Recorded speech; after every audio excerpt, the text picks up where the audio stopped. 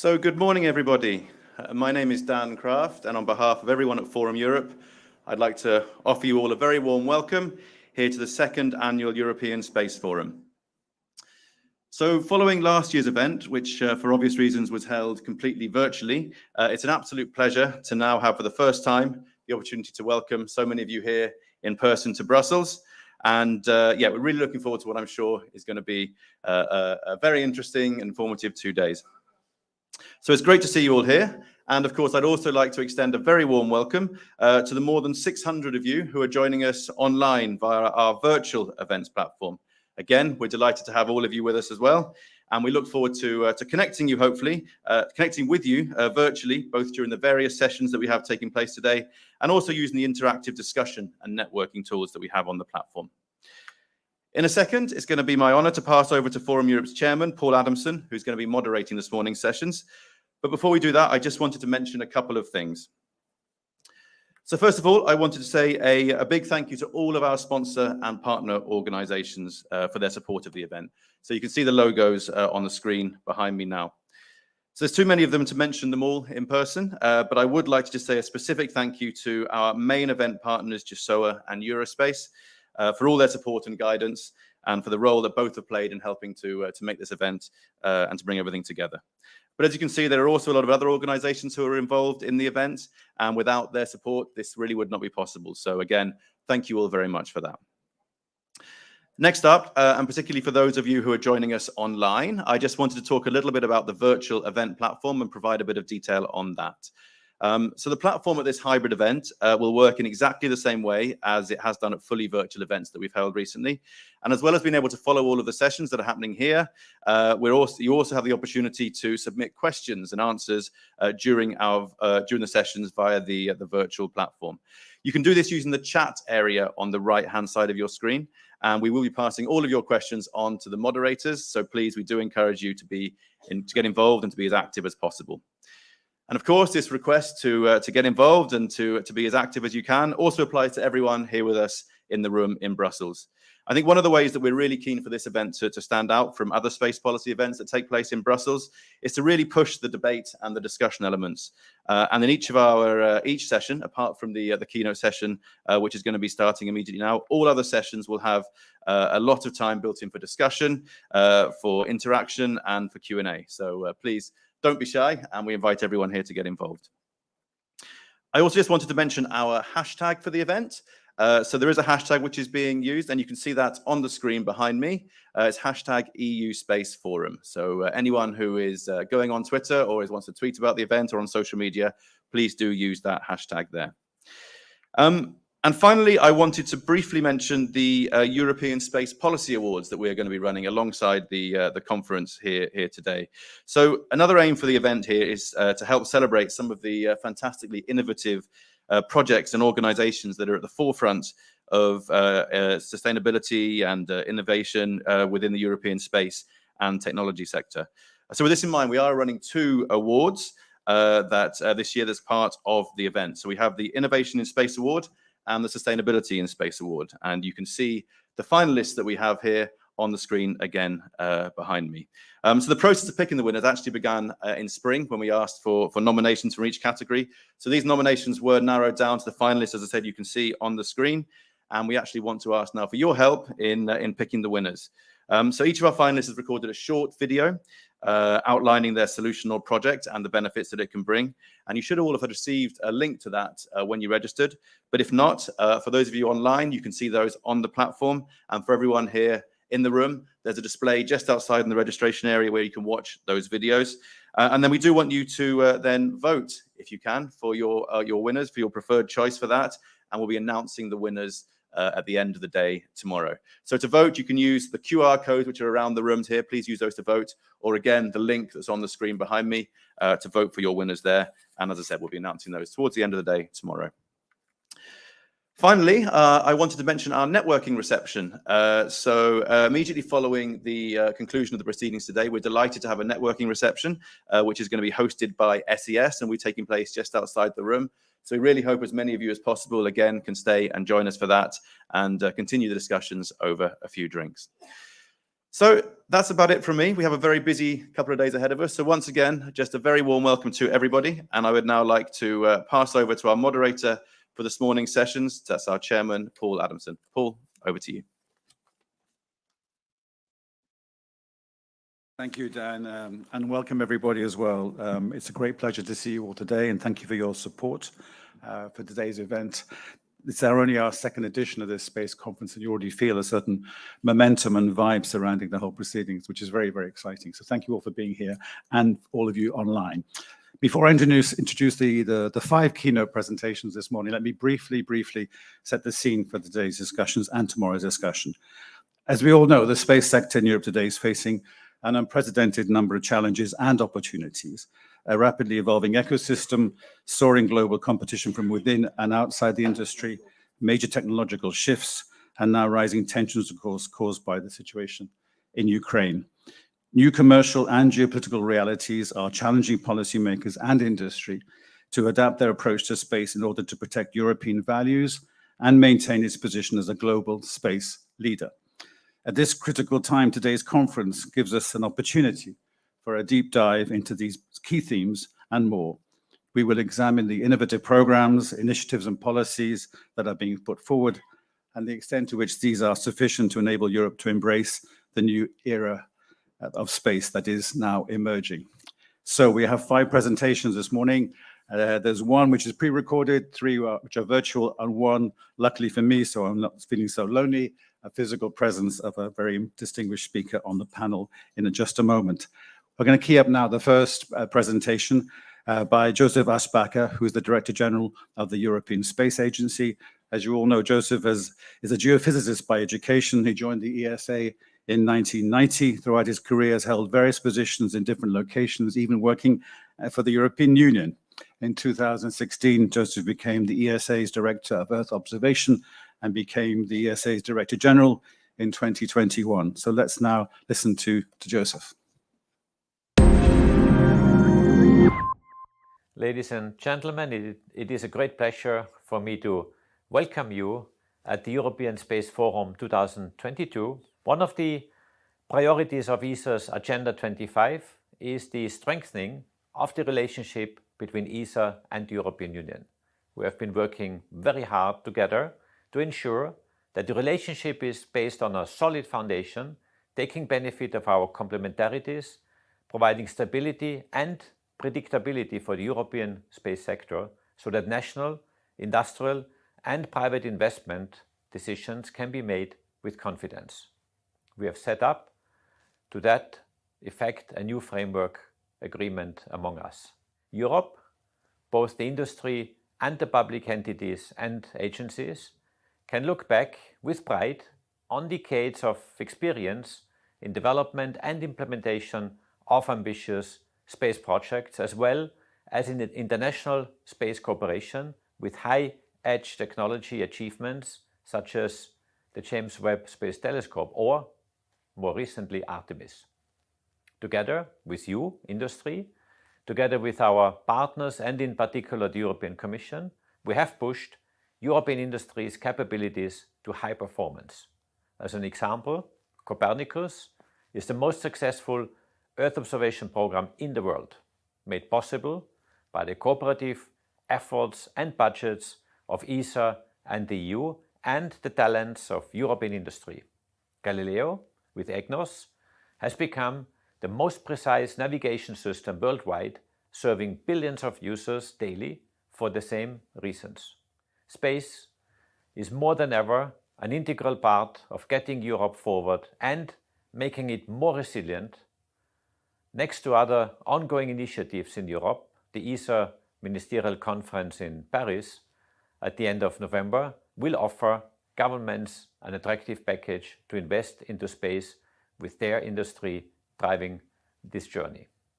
Just to name a few proposals of the package, I would like to mention the new science missions, pushing the frontiers of knowledge forward with exciting missions to identify exoplanets or to explore further our galaxy, or the contribution to the Green Deal through Earth observation missions and new exploration projects to low Earth orbit the Moon and Mars. Also, in the coming months, we will work hard with our member states and the European Commission so that, along with industry, secure connectivity might become the next successful European flagship program. The European space sector has continuously created value and delivered scientific, technological, strategic, economic, and societal benefits to the European society and economy at large. Now, we need to go further, and we have two pressing issues. First, we have put commercialization as a key priority. Why does only 5% of the more than 12 billion euros of global private investment in space go to European companies? And why does Europe experience a much slower growth in private investments in space compared to the steep increase worldwide? We want to respond to these questions and enable and support the European space industry's journey to commercialization, to attract new investments and to accelerate the scale-up of private ventures on the global markets. We will leverage on our business incubation centers across Europe and on a growing network of private investors for our promising startups to become ready to enter the market and be business successes. Second, our industry is today confronted to severe crises, geopolitical, economic, financial, or environmental crisis, with harsh financial and industrial impacts in an environment that is always more competitive worldwide. Examples at stake are the growing inflation, the scarcity of components, the disruption in the supply chains, or the technology dependency. As we have supported industry during the COVID crisis, we will react to these current challenges with specific financial and procurement measures, and activities such as the EEE program, together with the ongoing industrial policy actions, will strengthen European non-dependence. And looking further ahead, we are developing the concepts and ideas of the 3 accelerators on Space for a Green Future, on rapid and resilient crisis response and protection of space assets, in consultation with the European Commission, so that together and through synergies of our respective initiatives and those of our member states, an innovative and competitive European space sector can continue to be fostered. Member states' support for the accelerators was clearly expressed at the ESA interministerial meeting in November 2021 and at the Space Summit, represented both the EU and ESA member states, held in Toulouse this past February. So indeed, in these times, more than ever, we need to work together with European governments, European industry, the European Commission and ESA for a robust Europe in this decade. The events of this year have made clear that there will be no sustainable future for our planet without space, and that space tools are indispensable for a strong and independent Europe.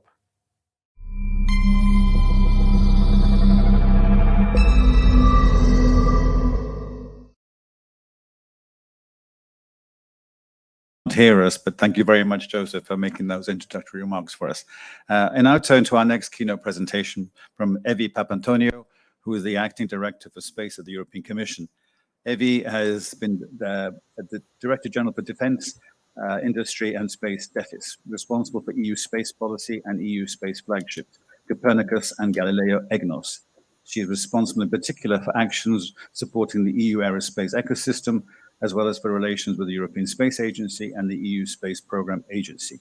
Until December 2019, Evi was the head of unit in the Director General for the Internal Market, Industry, Entrepreneurship and SMEs, also known as DG GROW, responsible for legal and institutional aspects of Galileo EGNOS, the EU Satellite Navigation Programme. And previously, she contributed in setting up the EU Defence Fund and dealt with the EU response on countering hybrid threats. We're going to hear now, virtually but live, from Evi. Over to you, Evi, and thank you again for being with us. Thank you, Dan.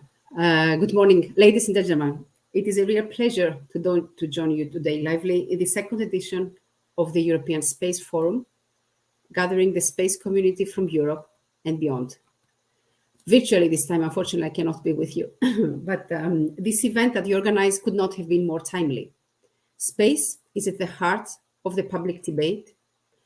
As a cornerstone of resilience and security amid increasing geopolitical tensions, as a catalyst of growth, supporting the dual transitions, the green and the digital transition, as an arena for business innovation and exploration, and as such, it is an increasingly contested and congested area in need of global standardization and regulation.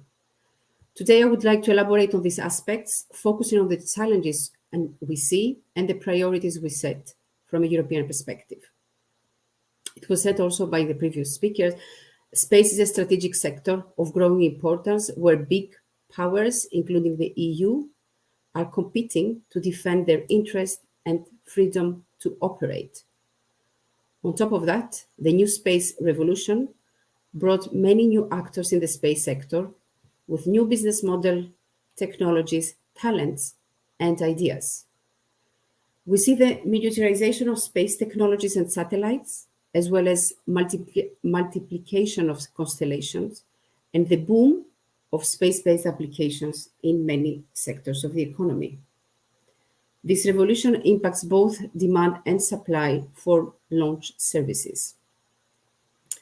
To stay in the forefront of the space domain, the European Union also needs to ensure its autonomous, reliable, and cost-effective access to space. It is a strategic objective at the core of the EU space program, which is the most ambitious yet. The events that have unfolded since the adoption of the EU space program back in 2021 have only highlighted the urgency for the EU action. The suspension of Soyuz launches from the French Guiana demonstrated that Europe needs to rely on fully European solutions. Europe must have real autonomous, reliable, and cost-effective access to space.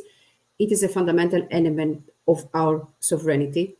It is an imperative for the autonomous deployment of Galileo, Copernicus, or future flagships, like the Secure Connectivity Constellation.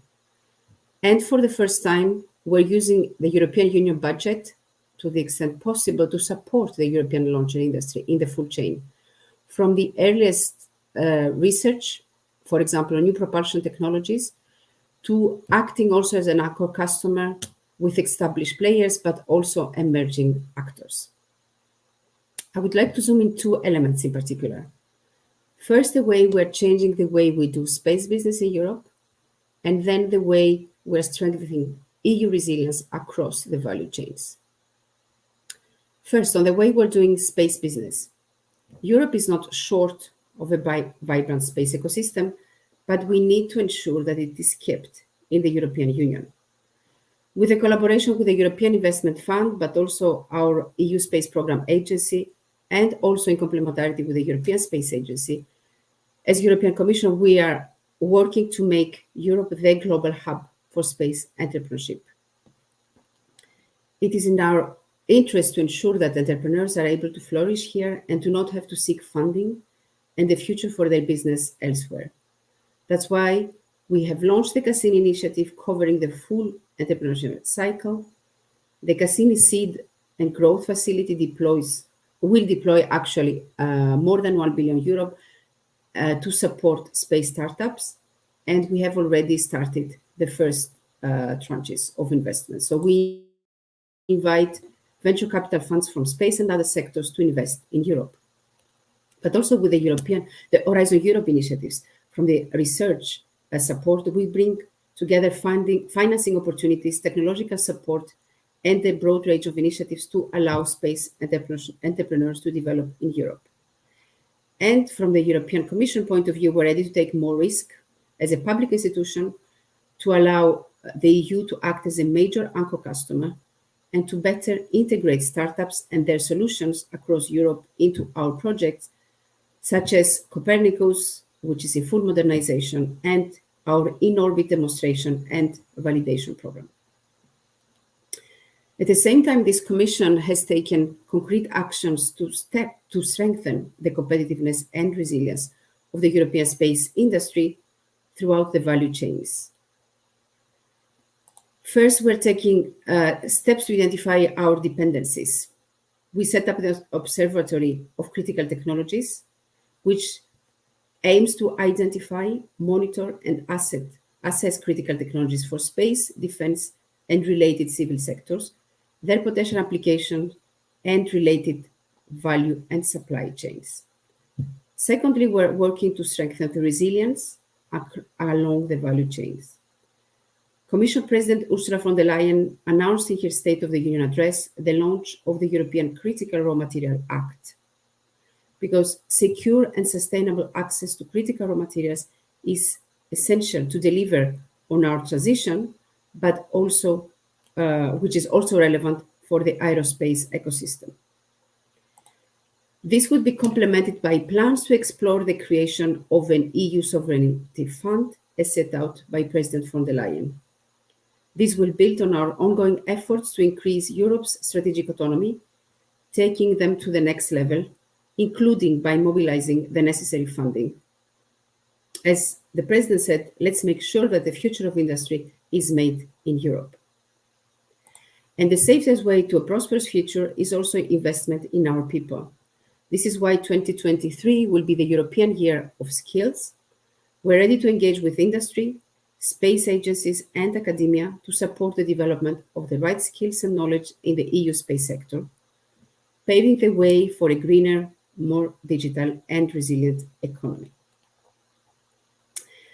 But I mentioned also resilience from space, which is strengthening resilience and non-dependence in the space domain is critical for Europe's growth and security.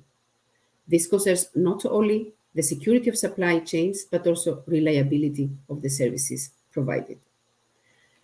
Recent events like the Nord Stream leaks have shown how important space infrastructure and space-based services are essential for our security and defense needs. It is necessary to adopt a holistic approach to strengthen the resilience and protection of the EU space assets, but also to promote a more structured use of space data for better surveillance and protection of critical assets in other sectors. This is at the core of the Commission recent proposal to Member States for a Council recommendation on the protection of critical infrastructure, which is currently discussed with Member States.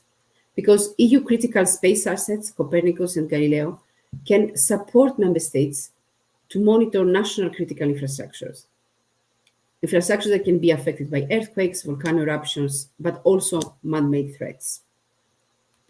Space assets can be further used to develop other surveillance options. For example, the Copernicus Atmosphere Monitoring Service recently provided estimates of flux of methane resulting from the Nord Stream 1 and 2 pipelines leaks using its atmospheric modeling capabilities. The forthcoming EU space strategy for security and defense will also propose concrete actions to strengthen the collective level of resilience of the European space infrastructures, looking at all angles from skills to international cooperation and value chains. The objective of the strategy will be to define a common European response to current and future threats to our space infrastructures, but also to ensure that EU space assets meet the needs of defense users. Consolidation of our existing space assets while developing new ones to face current and emerging challenges is the new way to move forward. This, of course, includes further evolution of our space flagship programs, Galileo and Copernicus, but as well as the upcoming Secure Connectivity program. It was mentioned by the previous speaker that Galileo, it is the best in the world satellite navigation system, and we are working in offering new services to make it even more performing, but also to deliver the encrypted signal, the public regulated service to meet the defense users' needs.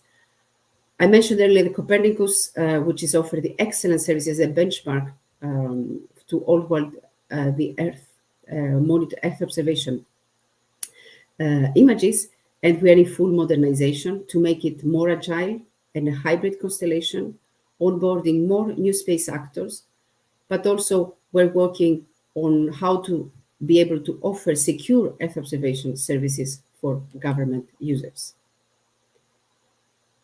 Let me conclude. Ladies and gentlemen, Commissioner Breton underlined that the European Union should neither be, it's not about autarky, not about dependence, but it is about open strategic autonomy. The aerospace ecosystem is critical for the European Union's autonomy. That's why a number of space activities critical to the security of our citizens and of our networks, we will ensure that such essential functions can be performed in a secure way. The EU space program is a tremendous lever for prosperity, development, and security in Europe with its partners. It is an enabler of digital, green, and resilient transition of the EU economy. Policymakers, industry startups, investors, users, academia, we all need to mobilize to forge the European new space, a new way of doing space in Europe, encompassing established companies as well as emerging players, and to maintain Europe as a major space power, to be able to be a credible partner at international level and engage with our international partners. Thank you very much.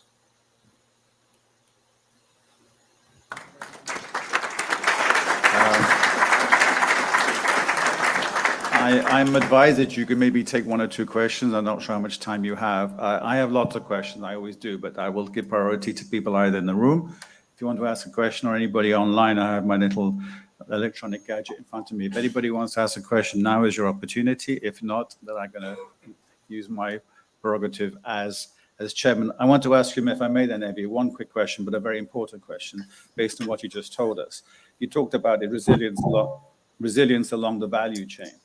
And I just wonder, and you talked about not just security, but also reliability. I mean, how big an issue is this issue of resilience, and how much is it a potential impediment to the kind of growth potential in this area that everybody wants to achieve?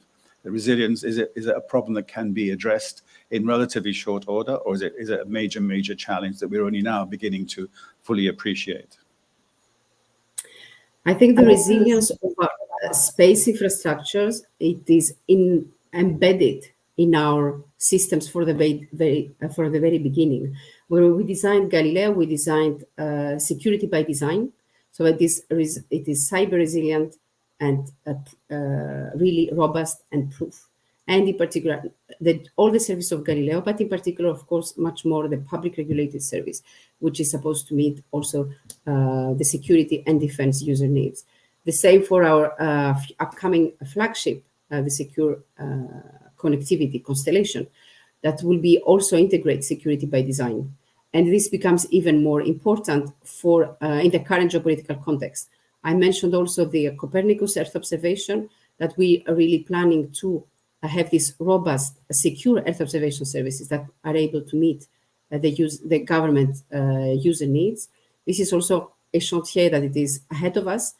And we are running, I think, because EU space assets are critical infrastructure, EU-owned critical infrastructure. We're very mindful on protecting them, on ensuring that they are not under attack and they are resilient all the time. And this is why. So we've run a lot of simulations of stress tests so that we are up to the standard in that sense. I hope this answers your question. So thank you so much, Evi. We'll let you go back to your day job, and thank you again very much for your time this morning. Thank you very much. Thank you, Evi. We now move to our next keynote presentation from Rodrigo da Costa, the Executive Director of the European Agency for the Space Program, EUSPA. Rodrigo has been in his position since October 2020, formerly the European GNSS Agency, GSOA, and prior to this, he was the Galileo Services Program Manager from March 2017. Before joining the GSA, Rodrigo held several senior project management, business development, and institutional key account management positions in the space industry in the areas of human spaceflight, exploration, launches, and R&D. Over to you, Rodrigo.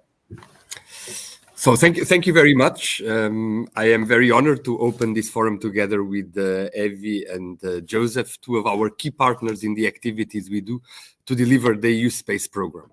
Of course, two of our key partners, because we work as well with others. We work with member states, we work with the European Parliament, and we work very much with industry. And I've seen already many of you from our industrial partners sitting today in this event. Also from my side, I apologize, I cannot be with you today. I'm in Prague today and tomorrow. We have our EUSPA administrative board. This is the moment in the year where we sit together with the members of our board, so the 27 member states of the European Union, the European Commission and the European Parliament.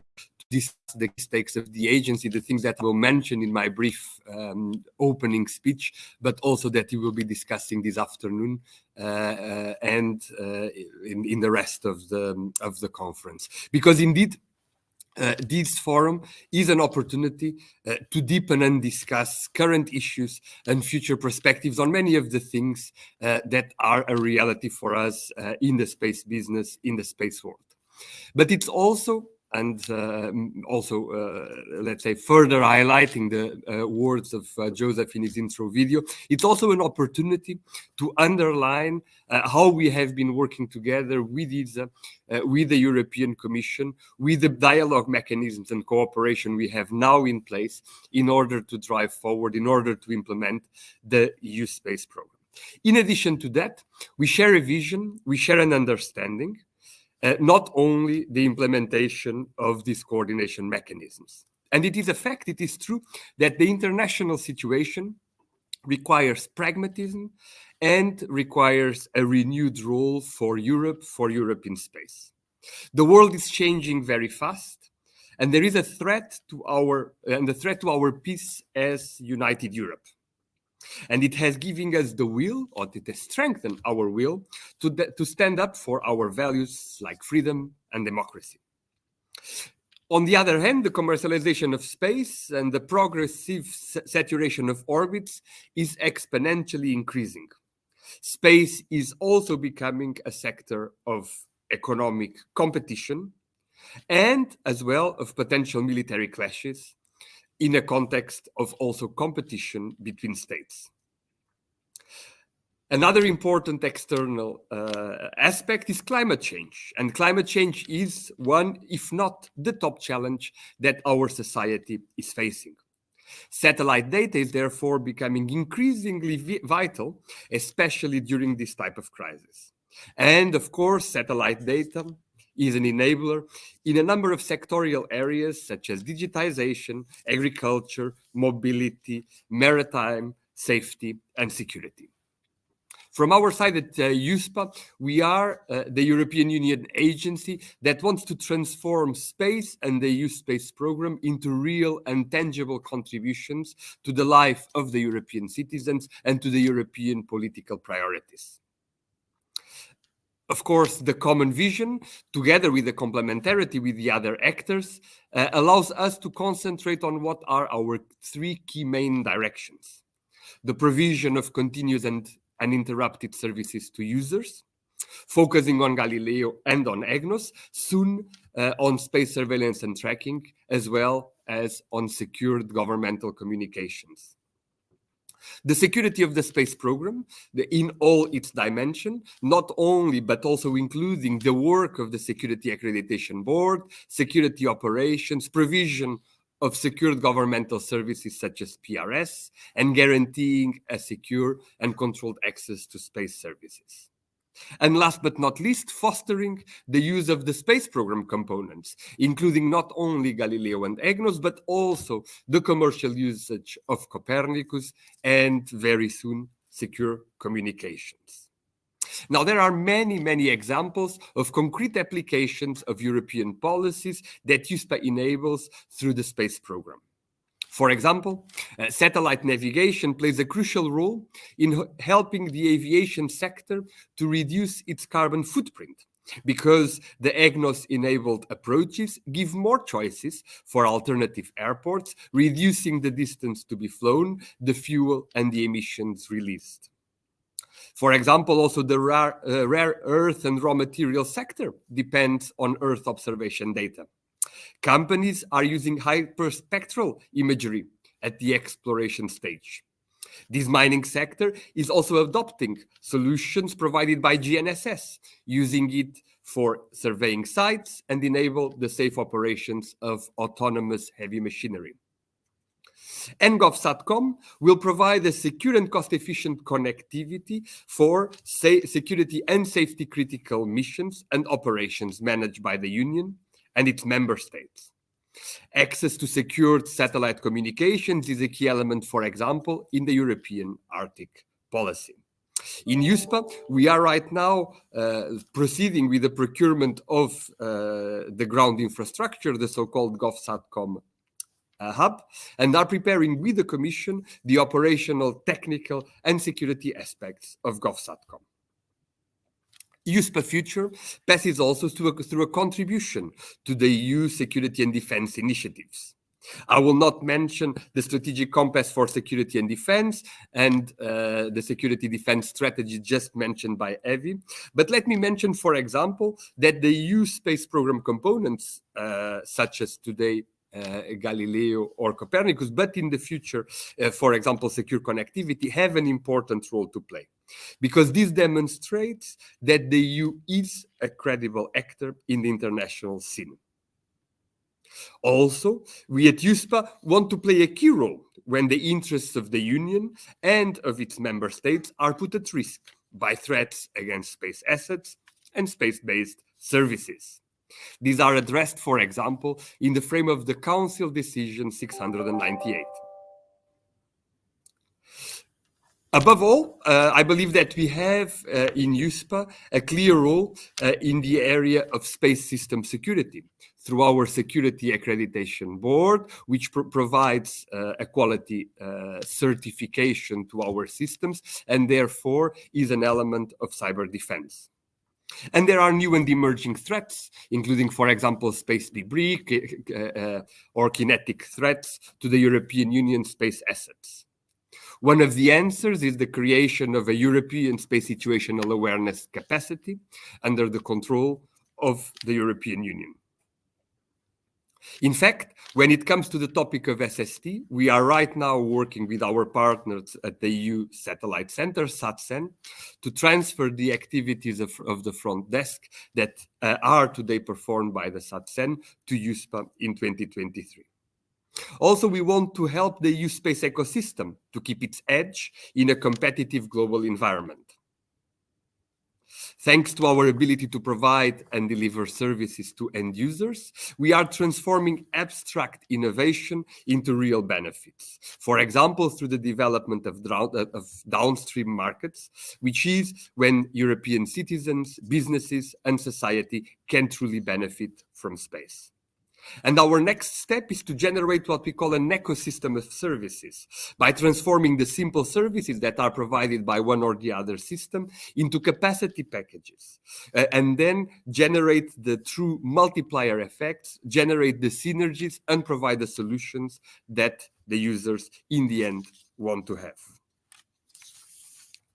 In the future, we expect that the ambition of the European Union in space will continue growing by virtue of the increased role of space in the European society. And as the ambition will grow, most likely also budgets will grow, but even a larger budget will always have to be compared with our competitors, which will force us to make choices, which will force us to prioritize. However, the strength of Europe and the strength of our space ecosystem is not only about the budget, but is also about the role and the importance that we give to the free circulation of ideas and that we give in developing the uptake and the downstream markets. In order to close, let me wish you, therefore, an excellent forum. Best wishes for the conduct of this event, and I'm sure you will have the opportunity to have many active discussions and circulation of some of the best ideas I've just mentioned. Thank you.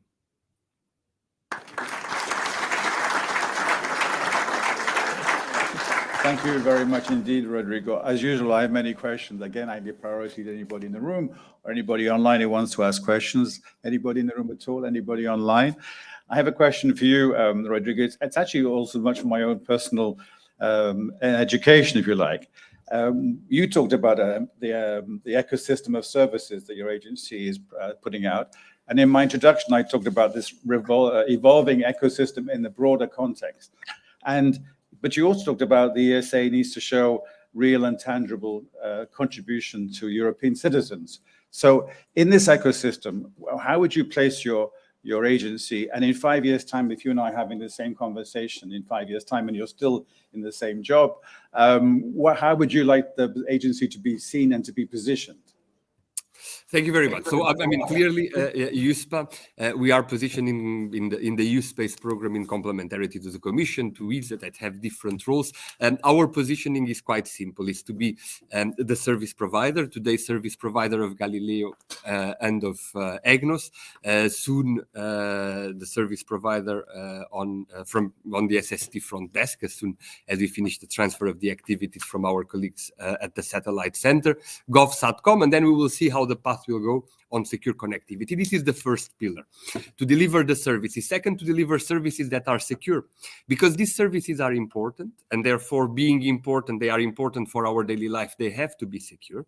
But these services are as well very important for governmental users, because we will have, and there is a growing need for governmental users to use our services, such as, for example, and already mentioned, the public regulated service of Galileo. And last but not least, to help the downstream industry, and those may be large companies, small companies, academia, startups and innovators, entrepreneurs, to use the data, to use the services, to use the signals that arrive from space in order to create value. And I think this is really a virtual circle where you have services that are reliable, services that are performant, services that are secure, and then services that are used. And therefore, you launch the ecosystem then for the real value to be created. Okay, well, thank you very much. You seem to have, and you haven't frozen. I wasn't sure whether the screen had frozen. Thank you very much, Rodrigo. We'll let you go back to work now. And thank you again for your time this morning. Thank you. Thank you very much.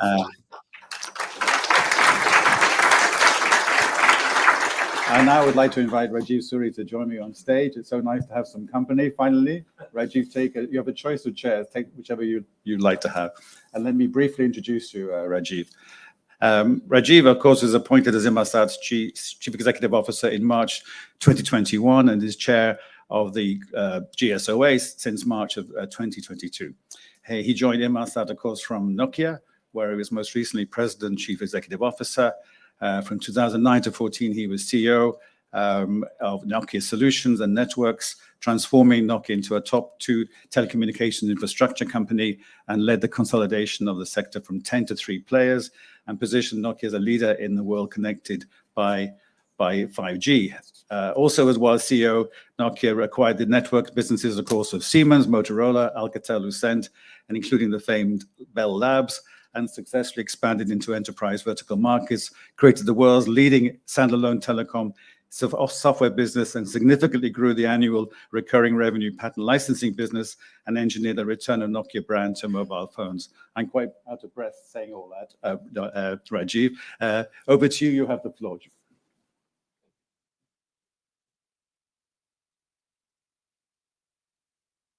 Thank you, Paul, and thanks to all in the audience for joining. I'm delighted to be here in person as the first time as chair of the Global Satellite Operators Association. GSOA is a grouping of 29 satellite operators. In some ways, we're a bit like Europe. Despite our heated debates, there is far more that binds us together than divides us. We share a strong belief in the power of space to help make the Earth a better, more sustainable and more prosperous place. As one of the first keynote speakers today, I understand my role. Basically, I'm supposed to say something vaguely interesting, probably not all that memorable, and certainly not controversial. Just kidding. But something that makes you feel optimistic about the future of space in Europe I suppose I could do that. But actually, I would like to take a slightly different approach. I hope what I say today is memorable. Maybe some of it will even be controversial. And despite it all, I remain highly optimistic. By the end of my remarks, I want to convince you of four things. First, space is good and essential for a sustainable future. Second, Europe is in a strong position to do well in terms of sovereignty, in terms of the overall space plan, but needs to do more to drive leadership in space. Third, the future has risks that we need to address head on and take care to protect the potential of space as an asset for future generations. And finally, there are ways to address that. There is a risk, but there are ways to address that risk. But doing so will require leadership from all of us, from both public and private sector, and require some real commitment. With that, let me start with point one. Space is good. Of course, you're probably thinking, yes, we know that. That is one of the reasons we're in this sector and in this room today. Fair enough. As a result, I will not spend much time on this topic other than to note that space can help massively reduce carbon dioxide output from aviation by making flying far more efficient. Space can play a key role in the International Maritime Organization's target to cut CO2 emissions from shipping by 50% by 2050. Space can improve energy use across the entire world by connecting the Internet of Things everywhere. And by that, I mean industrial Internet of Things, not consumer IoT. And as all of you know, there is so much more. Space can support economic growth, strengthen digital and social inclusion, and be at the forefront of scientific discovery. It can provide essential capabilities for disaster relief and humanitarian efforts, as well as ensure safety at sea and in the air.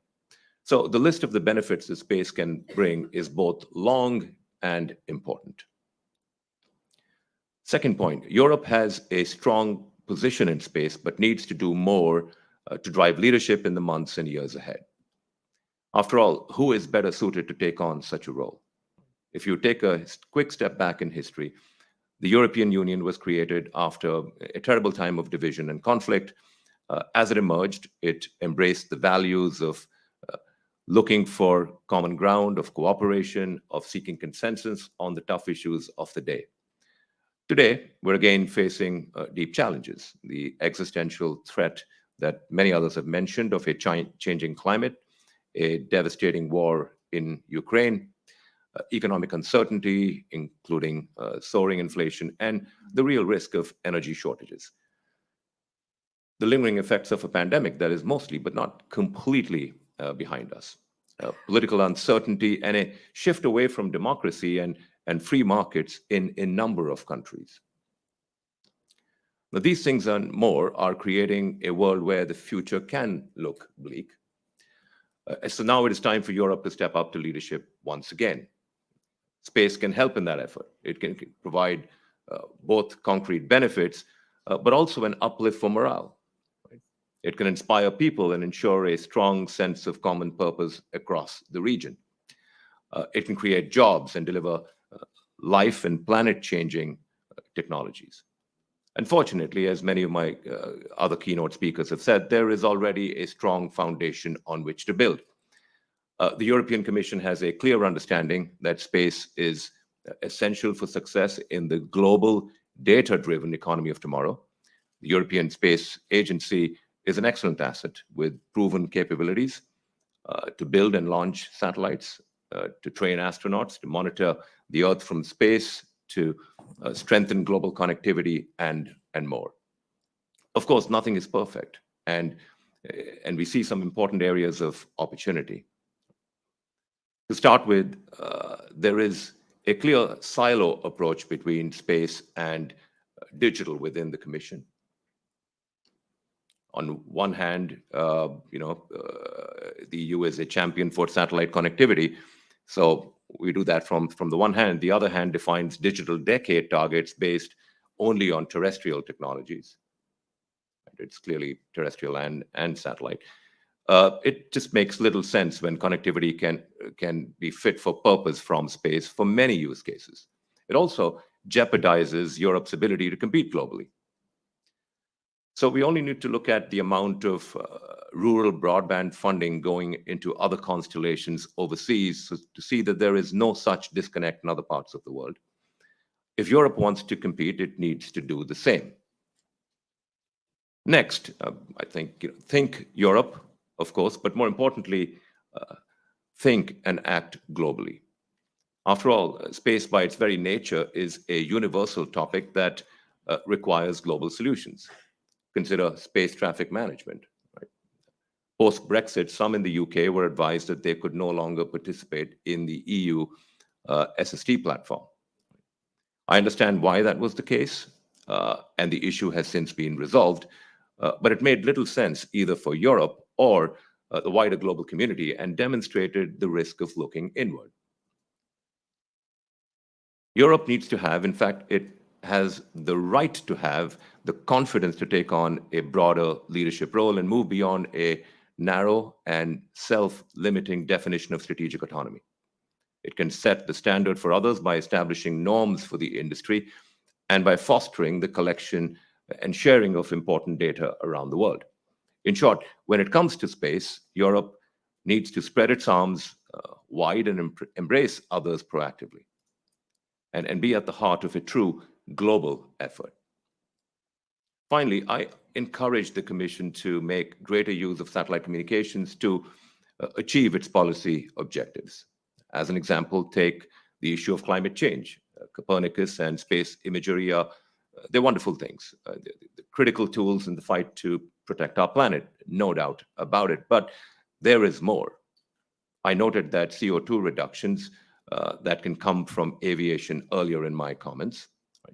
Inmarsat is working with the European Space Agency on a project called IRIS, designed to improve massively the efficiency of flight. And this is an area where the EU excels and can do even more in the future. There is an opportunity to accelerate use cases like this that leverage the power of satellite communications to move the needle on one of today's most pressing global issues. Good for Europe, good for the planet, and good for European companies.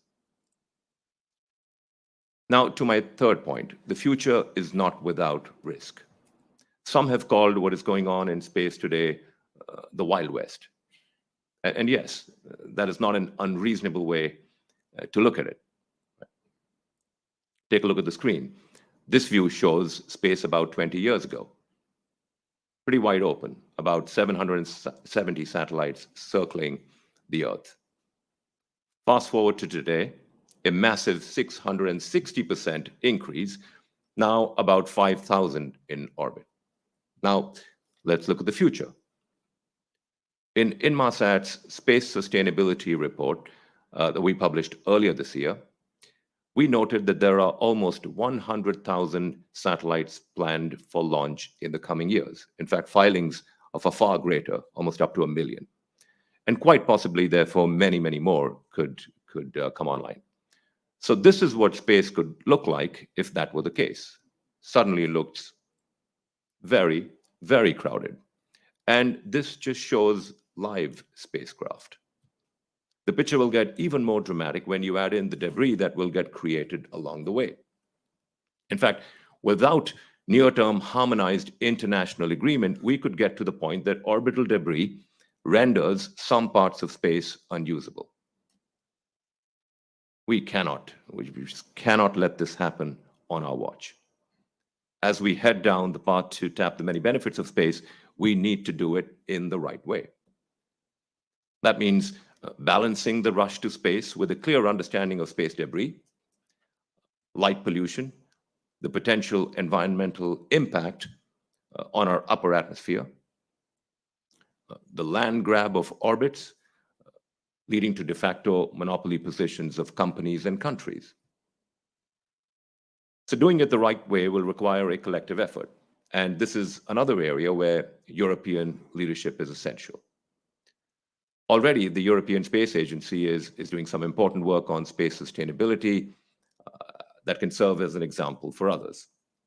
Certainly at Inmarsat, we are working closely. We're very proud to be working closely with them. But doing it requires speed as well. Even though we have to do it right, it doesn't mean that we have to sort of try to do it in a way that's perfect and compromise on speed. GSOA has published a policy paper called Space Sustainability. The time to act is now. And that is spot on.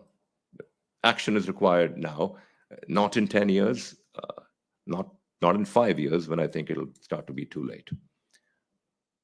Now, today, 25th October 2022. GSOA is committed to playing its part. We are committed to working with governments around the world to develop and ensure appropriate policies to enable continued safe, reliable, and equitable, keyword equitable, access to all orbits for all systems and from all nations.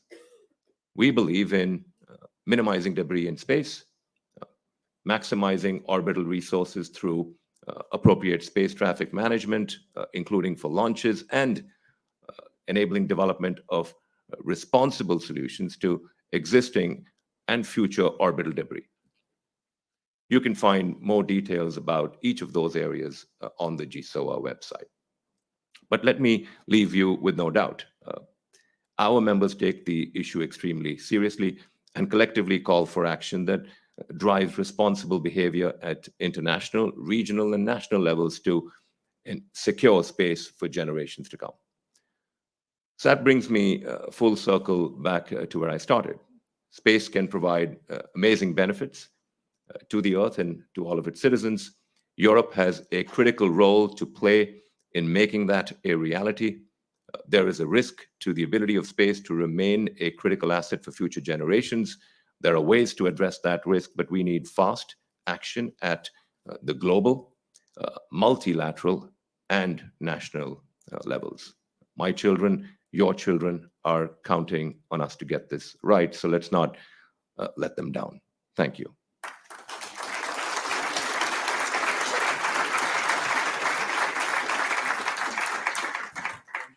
Is microphone on? Yeah, is it on? Yeah, thank you. Thank you very much. I think you were, if not controversial, certainly polemical, Rajeev, and it's good. I have a question from somebody which is coming in from the audience, but while that's being typed out in full, I do want to ask you a question. What is extraordinary is that you and many other keynotes this morning have been obviously making the case, the positive case, for enhanced cooperation in space, enhanced investment, and all the rest of it. And then, but you're the only speaker so far who's talked about some of the negatives. You hesitated to use the word the Wild West, but the irony of the case for space, including its contribution to monitoring the environment, and then latterly this exponential growth of satellites and other technology up there in space, adding to the issue as well, adding to the problem. So when you said, let me try and combine this with your other point about, well, one of your other points about European leadership and how Europe, to use your word, should have the confidence to play more of a leadership role, setting standards and all the rest of it. But can Europe also play this leadership role in this latter part of your introduction about trying to get the whole world to be more sensitive to the issues? Yes. Oh, thanks, Paul. Yes, absolutely. I think Europe can and Europe should, because I think the issue of space debris, I think, like I said, there are about 1 million filings out there, right, for mega constellations. So that there could be 100,000 satellites by the end of this decade. There could be more. And so the issues are certain countries or companies monopolizing a particular orbit, which means no other nations can get into that particular orbit. We don't want monopoly formation. Second is this collisions that we talked about. And third is, the aluminium being deposited in the upper atmosphere of the Earth. And that means that there are sort of real risks to light pollution and so on. So we know the risks. We're now moving, I think, from space the awareness of this issue to doing something about it, right? So at least I at Inmarsat said that I don't want to be on the whining side. I want to do something about it. So let's start making some recommendations. And so the recommendations are, let's work with at multilateral levels with a few forward-thinking space nations to agree on some basic minimum standards. Let's work with the ITU and expand their mandate to go beyond just frequency and spectrum coordination, but also go beyond that to have a budget and activity around space sustainability. And the third, I think more important, probably the most important in the short to medium term, is going to be working with local regulators when they give market access, that you demand sort of space debris plans, anti-collision avoidance plans, things like debris removal, space situational awareness, all those things.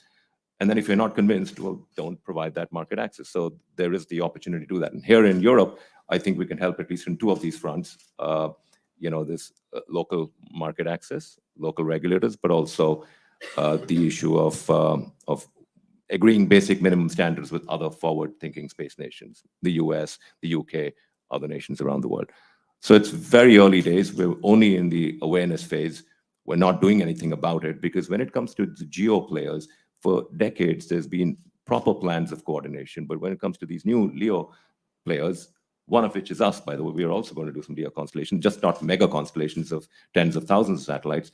There is no particular plan for coordination between GEO and LEO players and interference avoidance and just avoidance of collision overall. Okay.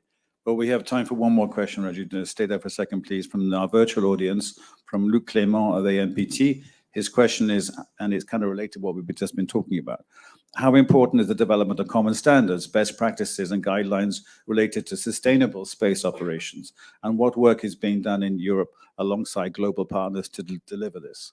It's super important to agree on basic minimum standards, right? There are other examples of where things have been done, GDPR in the world of privacy and sort of management of data, et cetera. So we have to agree on basic minimum standards, but that won't do the trick in itself. You'll have to go beyond that to talk to local regulators, like I just said.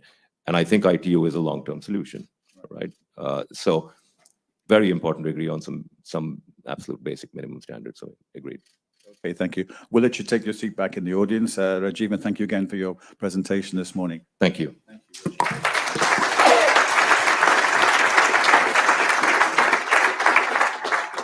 And our final keynote presentation this morning, also virtual, comes from André-Hubert Roussel, who is the president of Eurospace.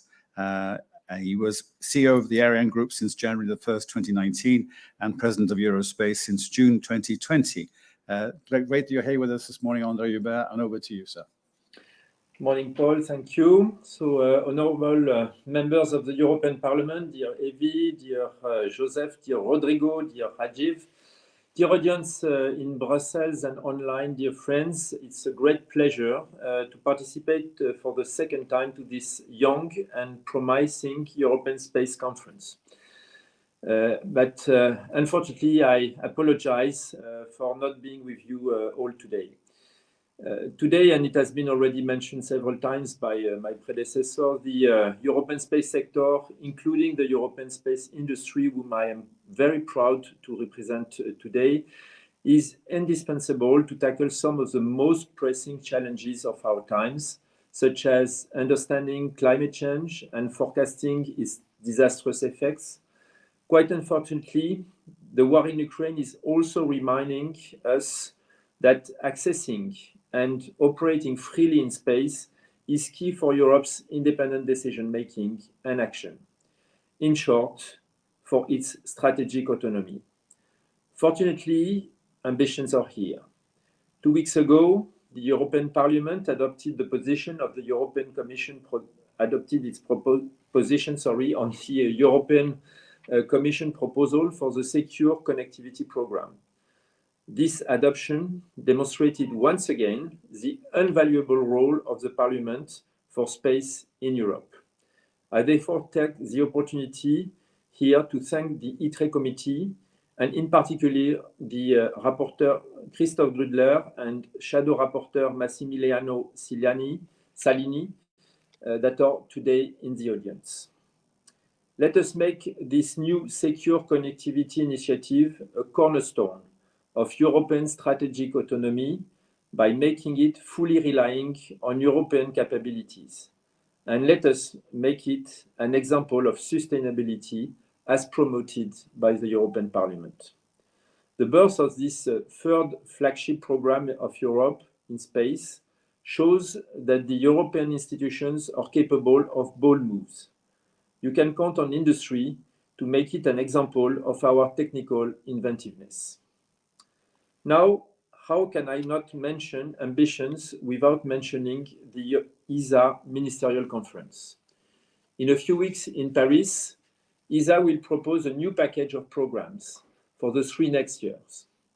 A new package to which Eurospace was happy to contribute by organizing very insightful consultations with industry. The proposals on the table are groundbreaking. They will help Europe to take the leap and contribute to move beyond our troubled times. I cross my fingers for a successful conference, not only from a financial point of view, but also a political one.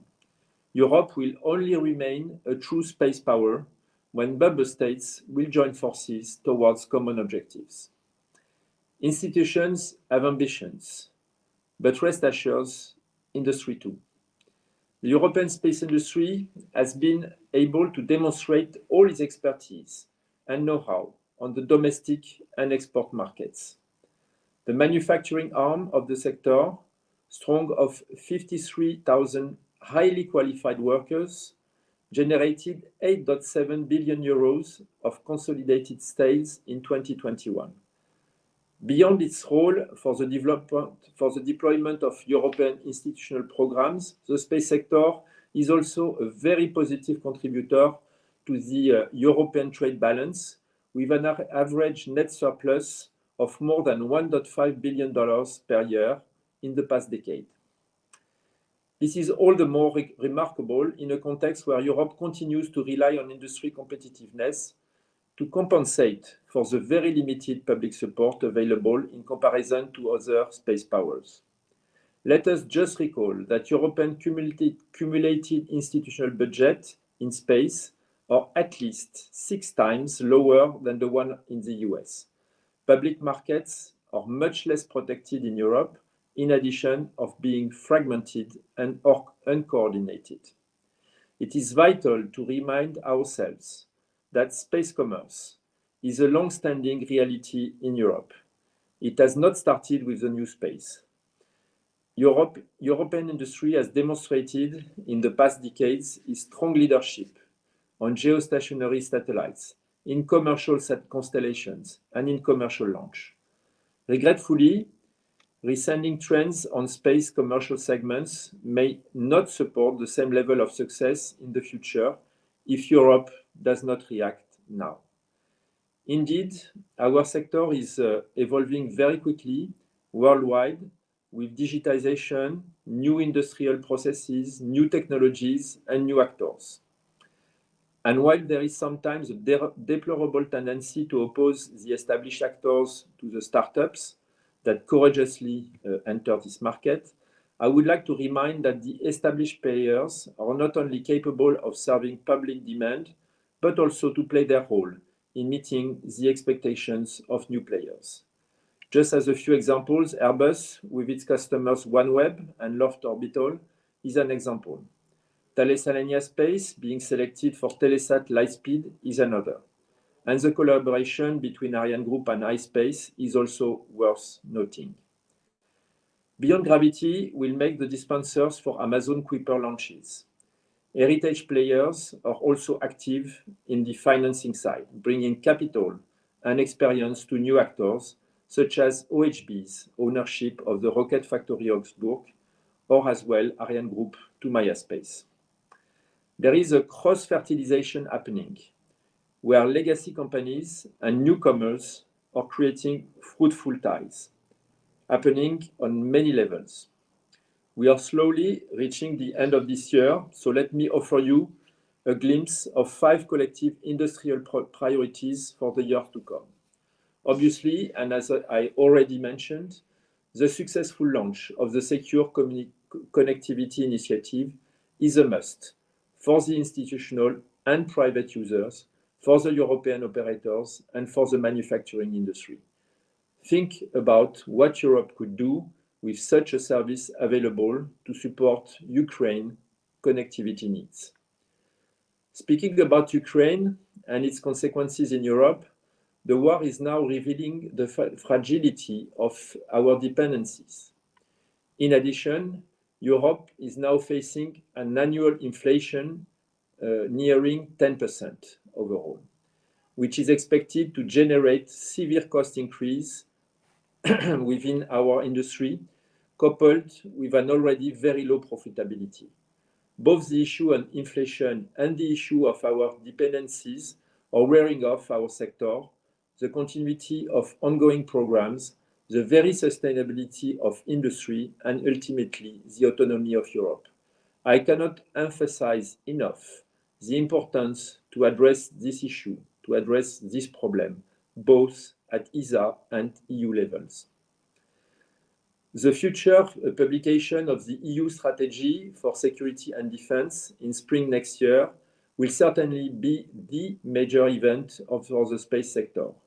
It will also be a defining moment for Europe in its journey towards the position of a real world power. In this context, I would like to insist on the fact that security in space and from space starts with the security of supply. There will be no space strategy for security and defense without an industrial policy for space at European level. Similarly, after the security of supply, we need to ensure that space is a safe and secure place to operate. We therefore fully support the European Union ambitions in having a strong role in space traffic management, a subject for which industry intends to play directly an active role. And finally, next year, we will be signing with the Commission and alongside our colleagues of SME for Space and from the research and technology organizations, the setting up of the first co-program partnership for globally competitive space systems.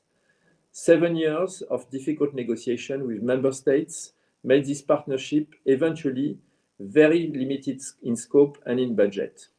But you can count on us to make the most of it and to provide a practical demonstration of its added value in view of the next MFF and the next framework program. To conclude this short introduction, and despite all the thrilling perspectives in front of us, I cannot overlook the vulnerabilities and dangers that need to be addressed if we really want to seize those opportunities. The reason why the weaknesses and threats of our sectors need to be addressed urgently and collectively by all European states is because, for better and for worse, Europe has entered into a new geopolitical and economical era. By providing the means to ensure the strategic autonomy and the resilience of Europe, space has proven to be an essential dimension for the functioning of our society. Let Europe fully embrace this new era and give the European space policy means that are commensurate to the importance of Europe in the world. I really wish you very fruitful debates.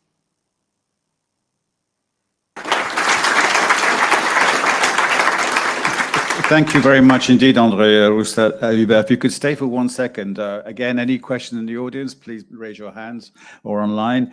I have one question for you, which is quite a broad question, André-Hubert, and so you answer it as you wish. A theme throughout this morning has been the leadership role, potential leadership role that Europe could and should play in the whole area of space. But you rightly also point to the dangers, what you call the vulnerabilities, the dangers, the threats, which have to be addressed urgently and honestly. Your words, André-Hubert, not mine.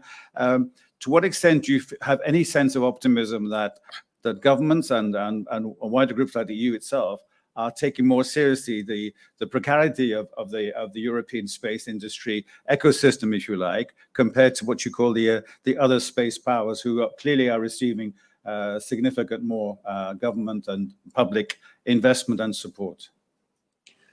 So yes, it's true that the situation may appear somehow contradictory between let's say, the ambitions and the means that we are talking about.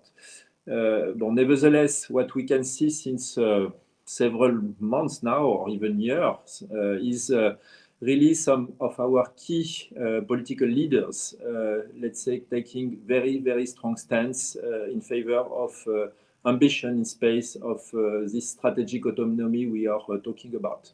I start with the President Macron in the summit in Toulouse last year with strong ambitions and strong questions posed on the autonomy of Europe. I take the stance as well of the Commissioner Breton, pushing for this secure connectivity program in a record time. I take the ambitions of Josef Aschbacher for the upcoming European Space Agency Ministerial Conference in a few weeks now, with an increase of budget of 25% in addition to the ambitious projects which are proposed to this conference. So this will not make everything, but we have signs that our political leaders are getting stronger on this topic.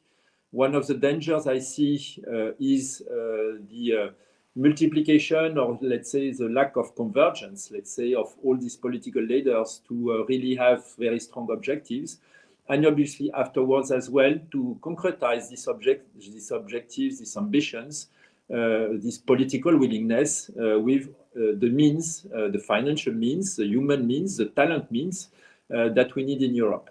You can believe that us in industry, we have demonstrated that we can be very efficient, that we can attract talent, that we can, and that Europe can be at the forefront of this future space. And I'm quite confident that despite, let's say, the difficulties, despite all these things happening here and there, we will be in the rendezvous. But it's nice to finish on a positive, optimistic note. Thank you very much again for being here with us this morning. Thank you. Well, that concludes... Excuse me, that concludes this morning's keynote presentations. It's my great pleasure to hand back to Dan Kraft. Dan. Thank you, Paul, and thank you, of course, to all of our keynote speakers who participated in that opening session, and a great way to kick things off with the event. So as Paul says, that does conclude the keynote sessions, but don't go anywhere because we're moving straight on to our first panel. So our first panel is going to be looking at space, defense, and European security in a changing geopolitical landscape, and focusing on maybe the increasing link between space policy and security and defense policy. So if I could invite our moderator, Theodora, and our panelists, Javier, Nicolas, Luigi, Evert, Massimo, and Lutz, to come and join us on stage. We're just going to do a very quick change around with the chairs, and we'll be starting in just around about 30 seconds or so.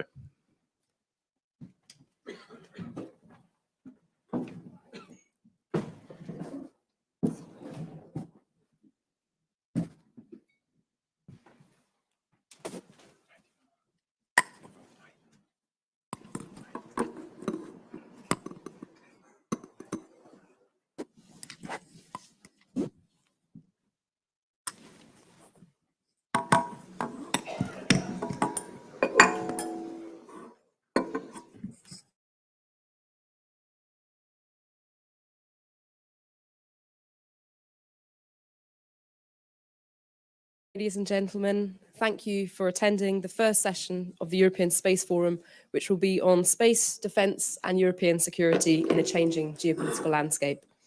My name is Theodora Ogden, and I'm a defence researcher at RAND, where I focus on space law, governance and emerging technologies. RAND is an independent research institute producing rigorous analysis with offices based in the United States, Europe and Australia, and has been a major leader for defence and security research for over 70 years. I'm honoured today to be seated among some of the leading experts on defence and space, where we will address the current ongoing geopolitical tensions in the world and how these play out in space, the rapidly advancing technological and information environment, as well as the uptake of a future EU space strategy for defence and security. In November 2021, the EU released their strategic compass for security and defence, with the objective of making the EU a stronger and more capable security provider. The document highlighted the link between space issues and security and made the recommendation for the adoption of an EU space strategy for security and defence by the end of 2023. As a major contributor to the space community, Europe is looking to strengthen the links between space, defence and security. This is key towards protecting space assets while maximising their impact on enhancing defence capabilities. The questions we're looking to answer today are designed to help us understand the linkages between space policy and defence policy and how this relationship can be expected to evolve in the future. We will be discussing the key goals of the proposed EU space strategy for defence and security, which requires an understanding of the types of threats we can expect to see and how these can be overcome in the space domain. This session will also take us to discussion of how the existing EU challenges cooperate and what would be required to ensure that this can be done in the context of a space strategy for defence and security. These, along with several other key questions, including from yourselves, the audience, will help us break some ground on the topic of a European space strategy for defence and security. We'll first do a round of remarks from the panel, and then we will be taking questions. So if you're fortunate to be here in person, or if you're tuning in online, please don't hesitate to leave your questions, and we'll aim to get through as many of these as possible. It's my pleasure to introduce our panelists today. Our first speaker is Xavier Pasco, Director at the Foundation for Strategic Research, who with a distinguished career in academia and research has held numerous senior directorship positions, leading research projects on space policy and defence throughout Europe and the world. Xavier's expertise and experience as a senior researcher on space projects, combined with his knowledge of European processes, is key to setting the stage for this discussion on a future European space strategy for defence and security.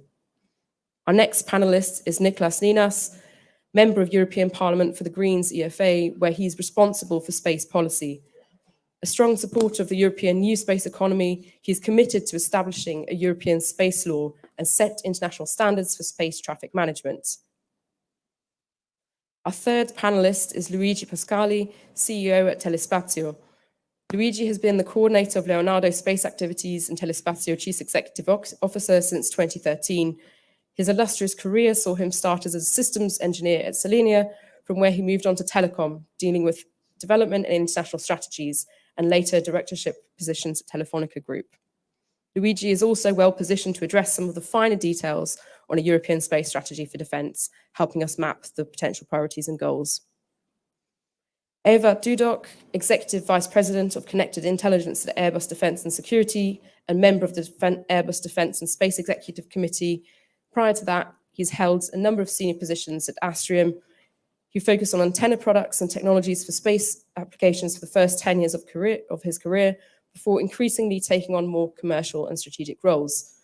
Evert's technical experience in industry, as well as his expertise on space and defence, will be an asset to this discussion. Massimo Comparini is a Deputy CEO at Thales Alenia Space. Prior to that, he was CEO at EGOS since 2016 and Director Line of Business, GEO Information at Telespazio. Massimo has a long and proven track record as a space industry expert, from technology to services and in the Earth observation domain. And finally, last but not least, Lutz Bertling is the Chief Strategy and Development Officer and Chief Digital Officer at OHB Group, one of Europe's large system integrators in the space industry. As part of his responsibilities for corporate development, he leads cooperation with startups. Before his role at OHB, he was president of Bombardier Transportation Group and Airbus Helicopters, in addition to holding several management positions in the aerospace and rail transportation services. His industry experience will prove invaluable to today's discussion. I shall now hand over to our panelists for their opening remarks. I ask that you please keep these to 5 or 6 minutes, if possible, so that we can get a round of audience Q&A in. Xavier, over to you. Thank you very much, and thank you to the organizer for having me here. I'm of the delicate position to open the panel, and I will certainly not go into the details on that my panelists could go in a much deeper way than I can do it. But I was interested by the title of our panel, which is Space Defense and European Security in a Changing Geopolitical Landscape. I think this relationship between the evolution of space systems, the uses of space, in relation with the changing geopolitical landscape is a key, of course, dimensions to assess. And space, indeed, has always had a direct relationship with defense and security. And by the way, space was born from defense policies after the war. Space was the product of the nuclear era, in a sense. 60, 70 years ago, we needed space systems. The United States and the USSR at the time needed space systems to make this mutual deterrence operational, in a sense, in observing each other mutually.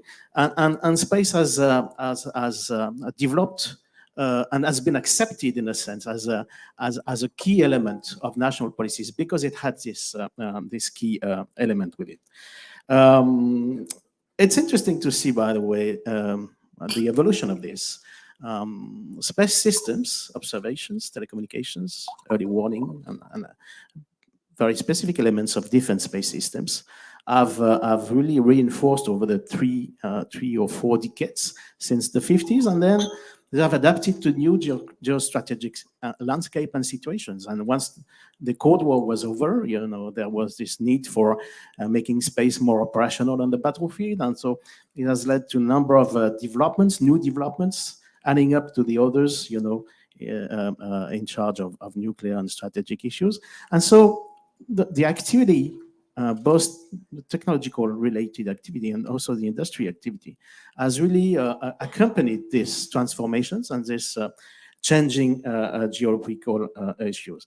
And more space has fulfilled defense missions, but more than that, space has fulfilled security related missions. Using space for military missions was the proof that space could be adapted to larger issues related with global security. And in the wake of the 2000s, with the 9/11 events and all these things, it's been realized that space could have a role in building a better protection for the citizens, for the societies.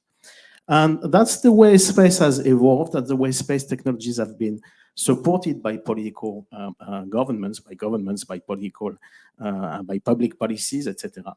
And one key aspect of today's defense and security space systems is their central relationship with space and information technologies. I think this connection between space and information technologies and digitalization is a key element of what's making space very unique these days. Key modern defense and space systems share a similar need for an ever greater integration of space systems with information technologies and digital evolutions and dynamics. This developing link has increased both the roles of space as a key infrastructure today for the security of the citizen. I would really qualify this as global security. But also it has increased the dependency of our defense systems, of our military and security forces on space systems. Of course, this leads to identifying vulnerabilities because space being considered as a critical infrastructure could be the object of disturbances, attacks, etc. And so it's interesting to see that we see that these vulnerabilities could be the results of direct military threats, and that's what we see today in the current geopolitical landscape, or more largely and maybe more probably of indirect security threats. That could be cyber, that could be hostile or irresponsible behaviors in orbit, etc. There's a lot of discussions nowadays about how all these new domains, all this new way of acting can affect space system, and that the consequences could be absolutely critical.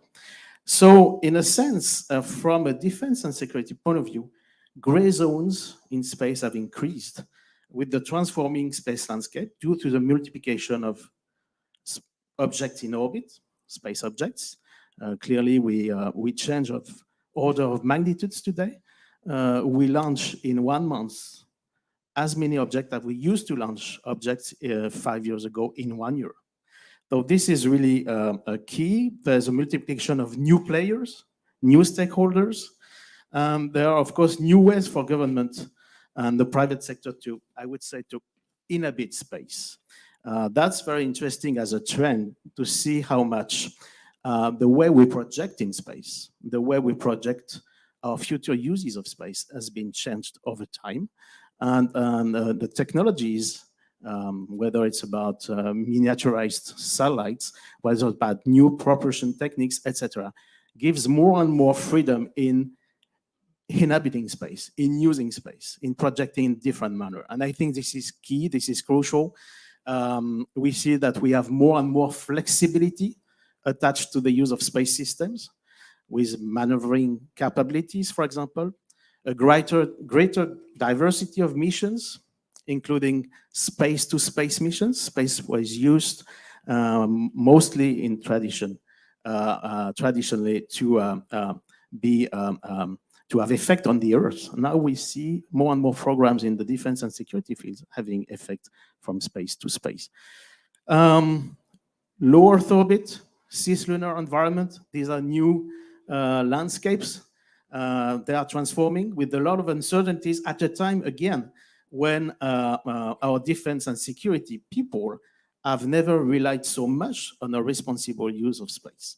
So I think that will be my conclusion. We have two main thrusts to maybe us in Europe have to take care of. We have first to better know how our environment, space is changing. We have to be aware of these changes. We have to better know where we are and what we do in this environment. So it means a lot of investment in technologies. It means a lot of political attention paid to space situational awareness, space domain awareness, maybe. And of course, on a more political note, maybe we need to invent, and Europe is well placed for that. We need to invent new, I would say, transparency and confidence building measures in order to both to help Europe build its own defense in space in a responsible and collective manner, which will be based on transparency and increased transparency. I will leave it there. I think these are the two elements we can discuss maybe deeper in the rest of our conversation. Thank you. Many thanks for sharing your insights. You've definitely given us a lot to think about, particularly about the emerging threats in the space environment. I'd like to hand over to our next panelist, Niklas. I'm curious to hear your perspective. Yes, thank you very much. Thanks for having me, and it's nice to be here and see so many familiar faces. I have to admit that I really wanted to avoid the topic of defense because I'm from a freedom fighters party, and so therefore this was always the part that I was most afraid of. But of course, especially in the light of the Ukraine or the Russian war in Ukraine, this has a complete new connotation. And we see that because we see a lot more attention to the issue of space and its capabilities within wars, but also the question of defending the infrastructure in space. Within the media, you have all seen the discussion about Elon Musk's Starlink being used as civilian, but yet supportive infrastructure in the Ukraine war, in the Russian war, sorry. And therefore, I think it's good that we are talking now more and more about defense, even though, again, I wanted to avoid it in the beginning. But I think we all want to avoid war in whatever comes. The issue here is that I think we cannot separate one topic from the other. We cannot say we separate defense from, for example, space debris, because they are very, very directly linked. And therefore, we must see that we have two different parts of looking at the defense capabilities of satellite infrastructure. One is what can it provide to defense, aggression, etc. on the Earth. And the other question is how can we defend infrastructure within space? And I want to start with the latter one. And for that, I think it's important to know if we're talking about attacks, and if we're talking with military people, generals, etc., and they think, okay, if I have the possibility to destroy my enemy's infrastructure of Earth observation, communication, all of that, it's very interesting target. I think we have to tell them and make sure that they understand what the implications of that is. And that is, if we destroy enemy satellites or other satellites, even our own, we will produce more space debris, which then leads to the possibility of our own space infrastructure to be hurt as well. So if you want to destroy, for example, a positioning system, you can't just shoot down one satellite. You need to shoot down multiple satellites. If you do that with a destructive force, you'll produce a lot of space debris that then, of course, enters in the Castle syndrome that then, in the long term, will definitely destroy our own infrastructure. And I think this is the importance that we need to not just recognize, but also communicate, that the way forward for protecting our own infrastructure lies in more in diplomacy and agreements at an international level than in building up aggression. Because if we continue to build up aggression, we will just see a race for arms that then could potentially lead to catastrophe. And this catastrophe would really mean that we are not capable of using space at all for the foreseeable future. On the other hand, we need to see what part of space, or what part space plays in defense. I'm from Germany. In our discussion, you have heard that we are spending 100 billion euros more in defense capabilities. And for me, it was very important from the start, even though I criticized the ideal of that spending, that if we spend so much money in defense, that then please consider investments in space capabilities as well.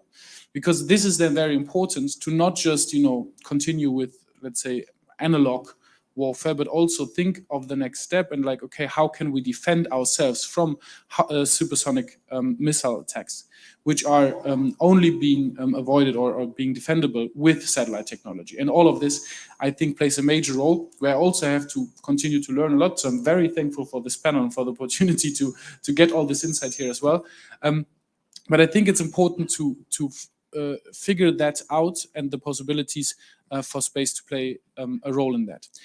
Two last sentences, because previously has been spoken about the secure connectivity initiative that I'm also working on as a shadow rapporteur.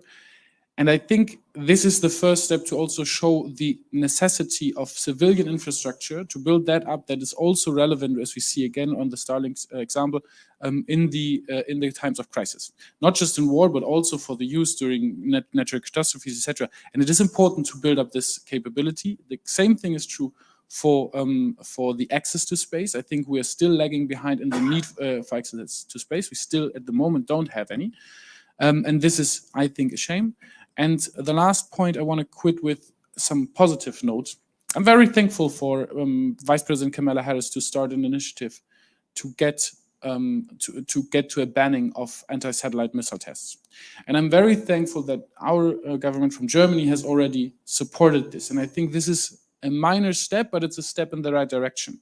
If we can all agree to already stop this, to reduce the dangers of space debris, to reduce the amount of objects, and to reduce the threat in international orbits, and I think we're going in the right direction. Of course, at the moment, the international situation is highly toxic, highly problematic, but I think we need to start somewhere, and this is a good start. So please, if you have the chance to talk to your foreign ministries, wherever you're from, please ask them to also join this initiative, and let us see to expand that then also to European international law, which I'm willing to talk a lot about because it's my main topic, but I think this will completely blow up the whole, not stage, I would say, the program here. Many thanks for sharing your insights, Nicholas. You've given us a lot to think about and some homework to do as well. Fantastic. I'll now turn over to Luigi Pasquali for his remarks. Thank you. Good morning, everyone. I think that a lot of things has been already said, but just to set the scene, because we are speaking about space and defense, I think I would like to start with the point that the space services have already given and making a great support to defense. We have already reached an important level of maturity, which we can immediately say just the end of the story, that clearly is not enough today, but of course we have already a good level of maturity in a certain number of segments. For instance, Earth observation, which is essential for all the activities of intelligence, surveillance, reconnaissance for defense. And then for that there are a number of European assets, mainly from national investments like Cosmosky, the Pleiades, and so on, but also Copernicus, which was originally conceived essentially for, also for security, may play a role. But I would say that this maybe can be a first point in the agenda to say that maybe evolution of Copernicus should or hopefully shall be more fitting with the defense requirements.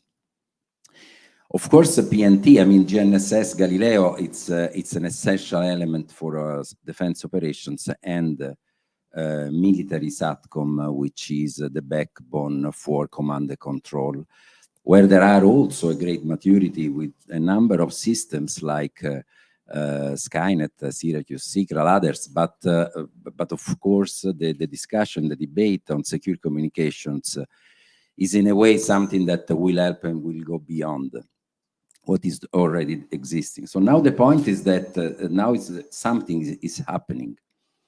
Something is happening in these years because space itself becomes an operational area for defense. And then of course, there are also a number of new threats which have been very well underlined by the previous speeches and keynotes. And those threats requires an accurate level of situational awareness. Today already we do a large number, a daily activities of collision avoidance, but which is not enough. And we have seen how the progression is becoming very complex and critical, and particularly it will be for defense. Defense that may play in this area of as space domain awareness in orbit services, an essential role of operations, particularly for a number of things. Let's for sure for the early warning capability for the missile defense, where the number of sensor interceptors may give an essential contribution. So now it is time for Europe to really enter into an evolution of the space contribution for defense. And then we know that this is something that is happening. There is clearly in the agenda, because the Commission is studying exactly what, starting from the defense compass, the evolution of space contribution.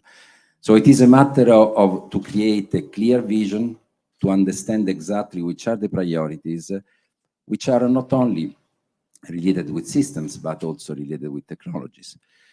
If security is a key word, and it is a key word, of course, this implies technologies, implies quantum distribution, implies processing and data storage on board to increase security. So in a way, defense, we know that requires, to simplify a little bit the story, a common operational picture that support decisions. And the common operational picture can be given by space technology in the progress that these space technologies may have on integrating more and more the digital evolutions. So particularly in the geoinformation, the Earth observation system, we see how it is the powerful the capabilities that are given by the artificial intelligence to support topics and solutions which are basically based, I mean, supported by all the digital architecture based on cloud, based on key elements that are coming up in this field. So this is the challenge. Now, just to close, I want to recall a topic that yesterday night at the dinner was mentioned, which was interesting. We in Europe are for sure capable to face these challenges because we have demonstrated a lot of successes, a lot of maturity that I've listed also very quickly a moment ago. And we, as an industry, for sure have all the elements and means to do so. But maybe the experience that we have, that we are not so fast, we have been not so fast in some cases. Galileo maybe is the extreme excess of a long process to reach a success. Something did better, but for sure we are not, we didn't have the right pace that today other part of the world and mainly the challenges, the geopolitical transformation are pushing. So maybe what we can say as a matter of discussion and debate is that We are on the right pace, we are on the right path, but we need to be fast, more fast, and maybe we need to increase the sense of urgency. I like what Rajeev has shown. The problem has to decide now, today. Thank you. Many thanks for sharing your thoughts with us. Definitely some very important and valid points. Now to turn over to Evert de Dock for his opening remarks. Yes, thank you, Theodora. Thank you for inviting. I really feel that the Russian war in Ukraine is a wake-up call for all of us. We are coming out of a phase where I would utterly say of naivety, and Donald Trump has to try to make us aware that we have to invest a little bit more on our defense. And the fact that we now talk about defense and security, and I really think the combination of the two is fundamental. We're talking about hybrid warfare. If you look at what's happening on let's say, the attack to the energy centers in Ukraine, we are seeing that it's not just a defending your territory, it's not the normal military attacks anymore that we had in the past. The cyber attacks are a very typical example. So in, let's say, I don't know, 8 years ago, Airbus decided to create Airbus Defence and Space, and it includes security. And it was a little bit the logic that those three areas belong together. And in connected intelligence, it's all about secure connectivity, it's all about intelligence, and it's also about cyber resilience. And all the three are needed for what I would call information superiority. It's knowing what's happening, let's say, as fast as possible. And I really think that many of the initiatives that now are being launched at European level, the fact that they have speeded up the security regulation from a 2 years time frame to a 1 year's time frame is also showing that the awareness is there. But we have to be in this all together, all nations, united. I think we did this excellently on the first reactions on the Ukraine war. Now, how to coordinate our security and defense activities better, and space is a very fundamental, independent, global element in this, is for me one of the major challenges that we have. Having said that, interoperability and flexibility, you need to have backups. What Germany did when it came to the energy provisioning, just building too much on the gas of Russia, is certainly in the context of strategic autonomy, they wouldn't do that anymore. And we should not do the same, whatever we do with our space or security assets. We have to have backups. The fact that Starlink is now used very actively in Ukraine shows that it doesn't matter necessarily what level of security communication you have to be able to communicate. You have to be informed. You have to know what's happening, which is fundamental. And so I'm a big supporter of the USC initiative, of the GovSatcom Hub initiative. We need to have our own approach. We cannot rely on two American constellations. I want to be extremely clear, Starlink or Amazon. And I like both. This is not a topic. It's not about quality or can they do. We need to be strategically autonomous. And GovSatcom Hub, using the assets that we have, is a first step. It's the right step. It's using what we have to leapfrog as fast as possible towards more strategic autonomy in the future. Also, the Copernicus initiative and getting the secure connectivity, let's say, secure information more from Copernicus, getting the governance organized, that's very fundamental to me. I think we can do that. And again, backup systems like EDRS for optical communications to make sure that near real-time data can be provided when they need it, wherever they are needed. I think all of those topics are important. Finally, of course, the USC initiative cannot just be a Me Too constellation. We have to look together with the European Space Agency at steps forward, talking at the right technologies, maybe optical communications more than today, also from space to ground, and I think it's Europe can do, but Europe has to unite. I do think that this is one of the major challenges. We cannot do it nation by nation alone. And then my last word on this, space is fundamental for surviving the world in which we all live and our kids want to live and our grandchildren want to live. And the UN sustainability goals can only be defended, let's say many of them, I think 80 or 90% can only be really monitored from space. But then also we have to defend that, Nicolas, you made that very clear, our space assets, and make sure that the space environment stays clean enough, let's say, get rid of debris or avoid debris, as also mentioned by André-Hubert. Those are fundamental topics. Look forward to the discussion. Thank you. Many thanks for sharing your very compelling insights on the threats of debris and the weaponization of space. and urging us to come together as Europe and do more to secure resilience in the space domain. So on to Massimo Comparini. We're looking forward to hearing your remarks. I think that we touched the topic of space and defense, but more in general, let's have few moments to think about, okay, where we are in Europe in space as enabling technology for our society, where it comes from, our position today, and how we can shape in the coming future, in the coming years.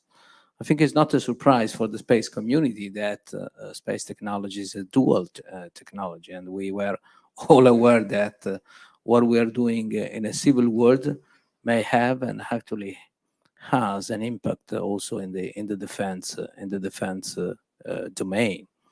It's been mentioned more than one time, but I think it's important to think about how relevant a couple of flagship programs of the Europe has done in past 15 years, Copernicus and Galileo. So if Europe today can imagine how in the Earth observation and geospatial business, as well as in the PNT navigation, new generations, new technologies is for the very important maturation that we had in the last 20 years. And I think this is extremely important because, okay, maybe or for sure we could be faster, but I think it was a kind of exercise to set the scene how to federate national initiatives, member states, their own programs with a European perspective. And I think this is extremely important, of course, for the manufacturing industry, for the upstream. But as Luigi said, it's essential also to feed the new wave of added value services, which is, of course, relevant for all our key activities from agriculture to infrastructure monitoring, but also, and this is the topic that we're going to debate today on the defense-related application. So I think that this is important also to. We know that both Copernicus and Galileo, both the EU and the navigation, are in a phase where we are thinking the evolution and expansion of those programs or a new generation. And of course, I'm referring to Copernicus extension and the Galileo second generation. But we have another challenge that was very clear in the last year and a half, which is Evert mentioned, how to be sure that we can have a global, low latency, SLA granted, I mean service level agreement granted secure connectivity, which is not only, okay, we think another infrastructure, we think a constellation. I think it's a bit more complex than that. Is, okay, what are the key enabling technologies that we want to keep in Europe, or we want, if they are not at the right level today, we need to grow up in terms of TRL, in terms of technology readiness level, in terms of manufacturing readiness level, to make resilient the let's say non-dependence or sovereignty that Evert also mentioned. And I think this is extremely important because we know that in this phase we need to again to mix what are the objective of the single member state in a European perspective. And this is, I think, also extremely important for the industry, for the European industry, because as we know that there is no single nation that can do alone. I really think that the partnership at all level, from technology to system, across the European space industry, it will be essential, let's say, to build up the position of Europe in the coming years and the next decade. Partnership not only at the level of, let's say, the large-scale integrator, but also across the value chain, because a lot of those technologies we need really to gather the innovation which is coming from quite rich momentum of startup and small medium enterprises that are extremely important, let's say, for the future that we're talking about. And last, but of course not least, Xavier mentioned how we cannot mention space just for space. I think that will be an extremely important fertilization of technologies. And of course, IT, AI, it will be essential, as well as just to come back to a specific defense topic. We know that after many decades, NATO opened the way in the last few years to 2 new domains, cyber in 2016, space in 2019. And of course, the combination and from a technology perspective and also from a strategic and architectural between cyber and space, it will be, is the topic in the coming years from technology to system. Many thanks for sharing your thoughts there. Now on to Lutz Bertling for his final remarks. Yes, thanks a lot, and thanks for having me here and allowing me to express what OHB and what I personally would like to contribute to the topic. And we all have seen, without no need to go into detail, we all have seen an evolution of the world in the last 12 months, which we all didn't like to see. But in hindsight, it started much earlier with Crimea, with Chechnya, and so on before. And if we look into the future and we just look at what happened in China over the last days, which the evolution of the political system in China, unfortunately, the world seems not to be on a move towards a more friendly and a more peaceful world at the moment. So we need to be prepared. And therefore, space has to contribute, satellite communication, PNT, reconnaissance, early warning, all these topics, we need to be there. And we as Europe, we can no longer rely on others. We can see political movements even with our friends, and we have seen them in the past, which will require from us that we are more self-reliant and we have our own capabilities. I think we can all agree to this. So therefore, the new EU space strategy and the contribution of all the member states will be instrumental in making sure that European member states will be an autonomous and sovereign actor in space, and that through that, and to support its own sovereignty and sovereign security and defense needs, we need to set priorities in a more unstable world. Europe needs to be more independent. We cannot rely on our friends, even on our friends. We need to have full capability and capacity to take our own decisions and protect ourselves. And therefore, it's in particular important to strengthen the resilience of our space infrastructure. Critical matter with a higher likelihood of more aggressive attacks, hybrid attacks. They will not only be soft attacks, they might be through many different means, attacking cybersecurity of our satellites, but even physically attacking our space assets. On the other hand, we have to remember that budgets will be limited, and we are facing a situation where the economic situation is getting more difficult. Likely we will enter into a recession, so we can expect a tightening of the fiscal situation in the coming years.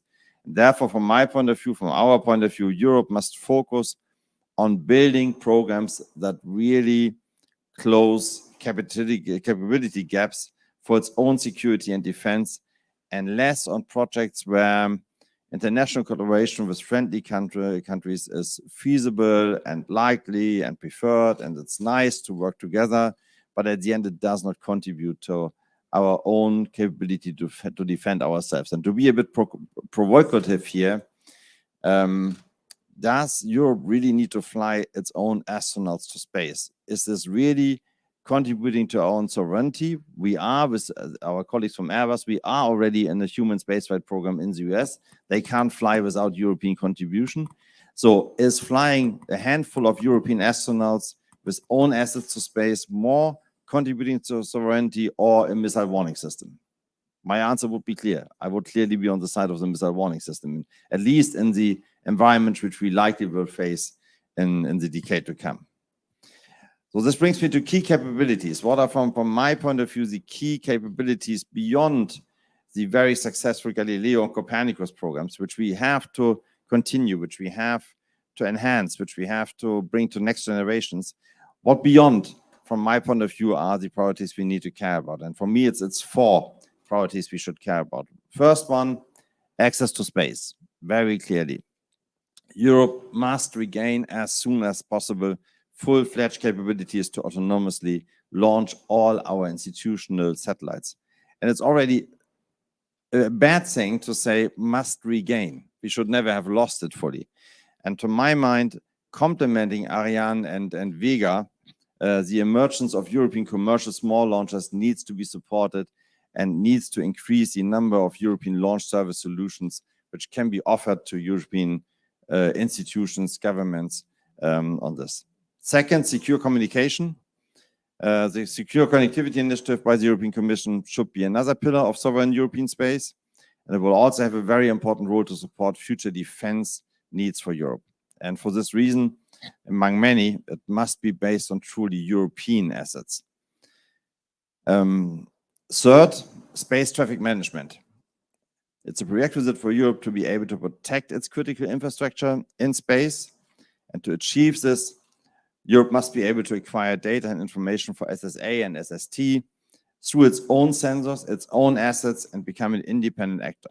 Protecting the infrastructure means as well that capabilities for space debris removal and in-service and in-space servicing should be further developed. And Niklas, I'm afraid that not everybody will care about the mid to long-term consequences. An aggressor who is in aggressive mode, he might kill assets in space, accepting or not even thinking about the debris and the long-term problem he creates.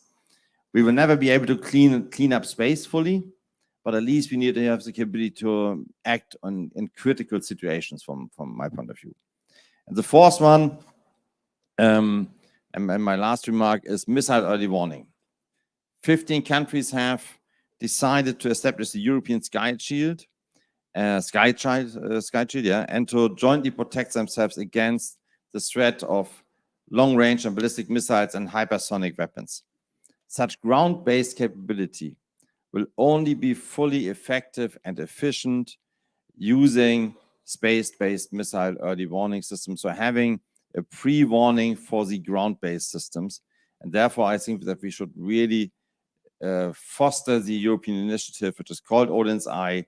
And from my point of view, Europe needs to be an independent actor in this domain of missile warning as well, allowing us to collaborate internationally, which we should always do, but as well to be self-sustained in our defense capabilities. Thank you.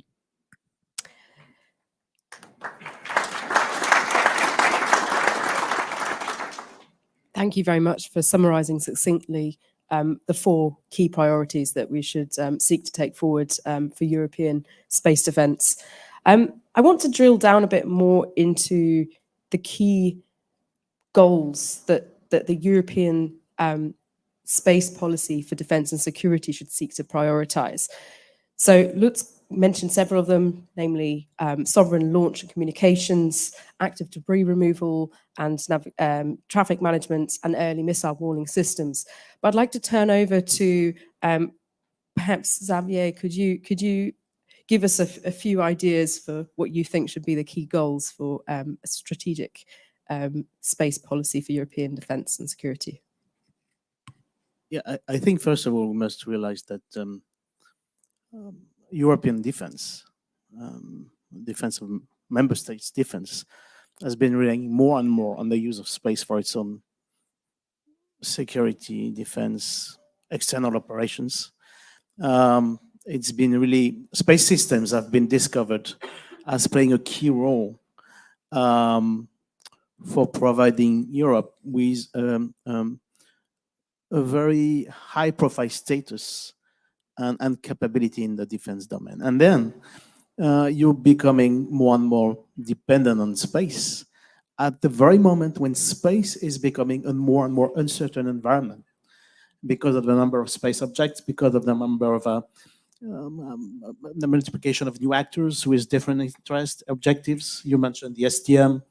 We know the private industry will have a large role in defining, the rules of the game in this sense, but also the states are ultimately responsible for space activities from a legal perspective. So we'll need to think about better knowing the environment by itself, which means for Europe, and I agree fully with what you said, getting more and more autonomous in the field of space monitoring and space knowledge and space situational awareness. Certainly, we have started an effort in this domain for a number of years now. It has to be increased. Certainly, we will have to be much more demanding in terms of performance. We need to see more and more small and smaller objects. We need to understand what these objects are doing. We need to anticipate the movements. These objects will be more and more maneuverable. So the use of space is changing, and we need to adapt to this. And we need to adapt to this because of what it means for our security and defense. So I think SSA is a good first avenue for increasing cooperation at the European level. And then, of course, we'll need to be certainly increasing our autonomy, our independence in a number of key critical technology issues related to this. And those are, of course, access to space is key. And we all know that for years already. So I would just start by, increasing our capabilities in the SSA and possibly space domain awareness. It's a bit beyond an SSA now. And we need to do that quick. And I agree with Massimo. So the pace is the tempo is very important. The tempo. Yeah, maybe in the context of security, I really like to add first. I fully agree on the priorities, but the topic about cyber was already mentioned. Cyber resilience.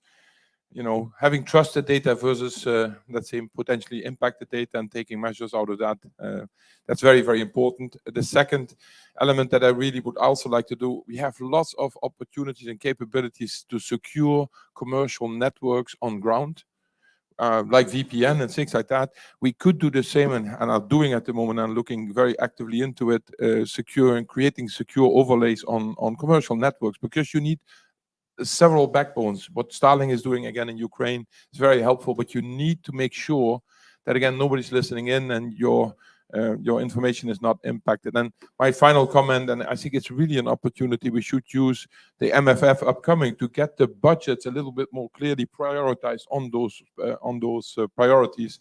That's a real opportunity that I see. Without moving money into those very, very strategic fields, unfortunately, nothing will happen at the speed that we need it. Do we have any other thoughts to add to that? I think that there is really a key element, which is to be faster. I mean, you mentioned Xavier SSA, and it's something that we figured out at European level years ago with the first core of a member state starting with the consortium. And we need to be faster because now it's a capability that we need now, but you cannot invent over the night how to see 3-centimeter objects. And we know that this is the federation of assets, federation of assets on ground, and even use the best technology that we can put in space. So I think that we need to be faster first, and second, be at all level. I mean, because it's not something that the Commission or ESA can do alone. Need the action of all of us as member states, as industry. We need to be much better in synergize the funding, because we need technologies to do that. We have all those elements. I mean, there is no. We can make a list of the ingredients, but we know what is quantum communication, optical communication, cyber. It's quite a common list. Now we need to see how putting together all the different instruments. The Cassini has been mentioned this morning, which I think is extremely important. For instance, to support technologies that can stay in small, medium enterprises. And I think that if we have a clear strategy on the key bullets, and we've put together all this funding, of course, we could say always in our conference that we are going to spend at European level less than what the US do, but at the end, maybe the gap can be reduced. If I may add on that, first of all, I believe we use the money more efficient than the Americans. We make more out of less money, which is a good point. And I would fully share your comments on speed. And for me, there's two key elements. One is we need to be much faster in decision making. How long are we speaking now about the secure connectivity initiative, and how much is it defined yet? Not that much. So decision making, I think, should be faster. Sorry, I have to intervene in that because we have been working for the Secure Connectivity Initiative for not even a year, and we are almost at deliverance, and we will be finishing this in December. So if you're talking about speed, then please use a lot of different examples. Okay, I can take a different example. Tell us about Ariane's third change of plan, but not for the. I would have come to industry now. Yeah, or you can also go for other. I absolutely agree with the fact that we need to go fast and that legislation plays a role. But I just say that the secure connectivity is the only program where I absolutely disagree, because for my part, it is going too fast because we don't have the time for the scrutiny and to ensure that we have a good program. What I prefer before speed is quality. And so I want a good program that ensures that everybody's participating. That's why I was asking for a little delay here and there, but the rapporteur and the commission is really pushing for it to be fast. By the way, I was not at all hitting you or trying to hit you personally. So I can take a different example. I think we have enough example. Yeah, I think it was the wrong example. I think it was a complete wrong. So don't get emotional. Sorry about so that. We can take tens of other examples from my point of view. I take one of our own ones. Why is it such that a European HERA mission arrives at the asteroid 3 years after the DART mission has impacted? It should not be like this. It should have been there at the same point in time. So I take one of mine. The second point of my remark would have been, and this is more than between institutions and industry. From my point of view, we need to take much more risk. I think one of the biggest failure in European space is that we never fail. So we are so good in our processes, so risk adverse, so many testing, so many loops, and so on and so on, that at the end everything takes long. And if there's one thing which we, the LSIs and all the established players can learn from new space, and for me, new space is not a synonym for startup. Everybody can go new space approach, but what we really can learn from it is challenge your own processes. Don't do what you have done the last 20 years. Be faster. Take a certain level of more risk, but this means as well that sometimes we need to accept failure. Sometimes we need to accept that there's not full performance, but we need to get faster.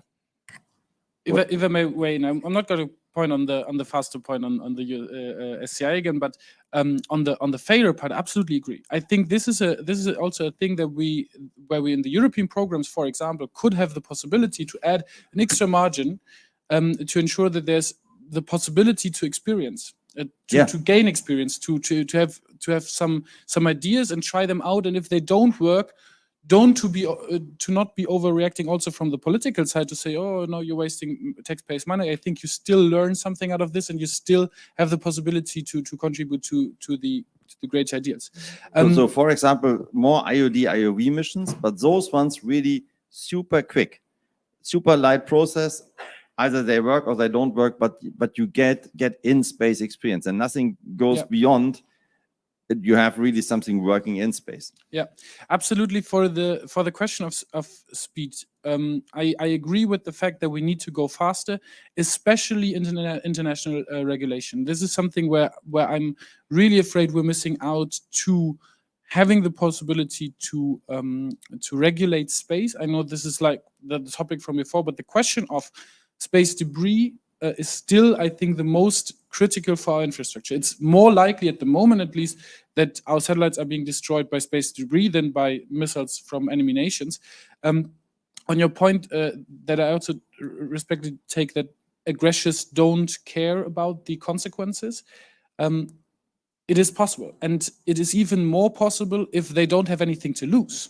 If you don't have capabilities in space, then you really don't care if it's wasted. And so I think this is also a question, and for our diplomacy when we're talking about international law or international legislation, but also to see where are possible cooperations to make sure that everybody profits from space. Sharing. And this sharing is important, to make sure that we all agree that what we're doing in space is good and is useful for everybody, and nobody wants to hurt this. I think this is a key part. And the last thing that I want to say, at least in this matter now, is the question of this strategy in light of the already existing space strategy that we have. And I think they don't go separate. They always have to go together. The question of how can we ensure accessibility to space is one that is not just only defined by the aspects of defense and security and strategic autonomy, but also of the question of where we would want to invest. And it's a clear economic question as well. So we have to bring them together. And for that, I absolutely agree with the fact that we have too little. I mean, at the moment, we don't have any access. We need to extend the capabilities that we have in this regard. We need to extend the possibilities and the project that we have in question of satellite use, etc. But we really need to make sure that we do all of this in a coherent manner of Europe. I always like to critique the former German government. Now we're the same in government, so we're not doing that anymore. But the former German government always wanted to present a German space law. And even though I'm preferring a European space law because it would solve way more issues, I'm still annoyed that it took them over, I think, 10 years of talking without providing anything until now. And the same thing is true also for a lot of other member states. So I think we need to be faster on the European level, because if we take the luxury of first having our own space laws in the member states just to bring them then together and harmonize, then we will waste another few years. So please, let's make a European space law. I'm lobbying the Commission for it, and we will have an STM proposal with some form of regulative text until 2024. And I hope to take that on board and make it a full-fledged European space law to ensure every part of the discussion that we're talking about, with registration, liabilities, security, sustainability, etc., all of that together, and make sure that we have a space law that is that's beneficial for Europe, for security, but also for economic prosperity in the future.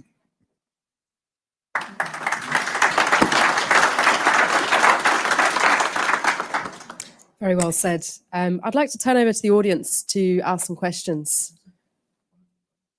Yes, please. Sarah in the red tie. Yes.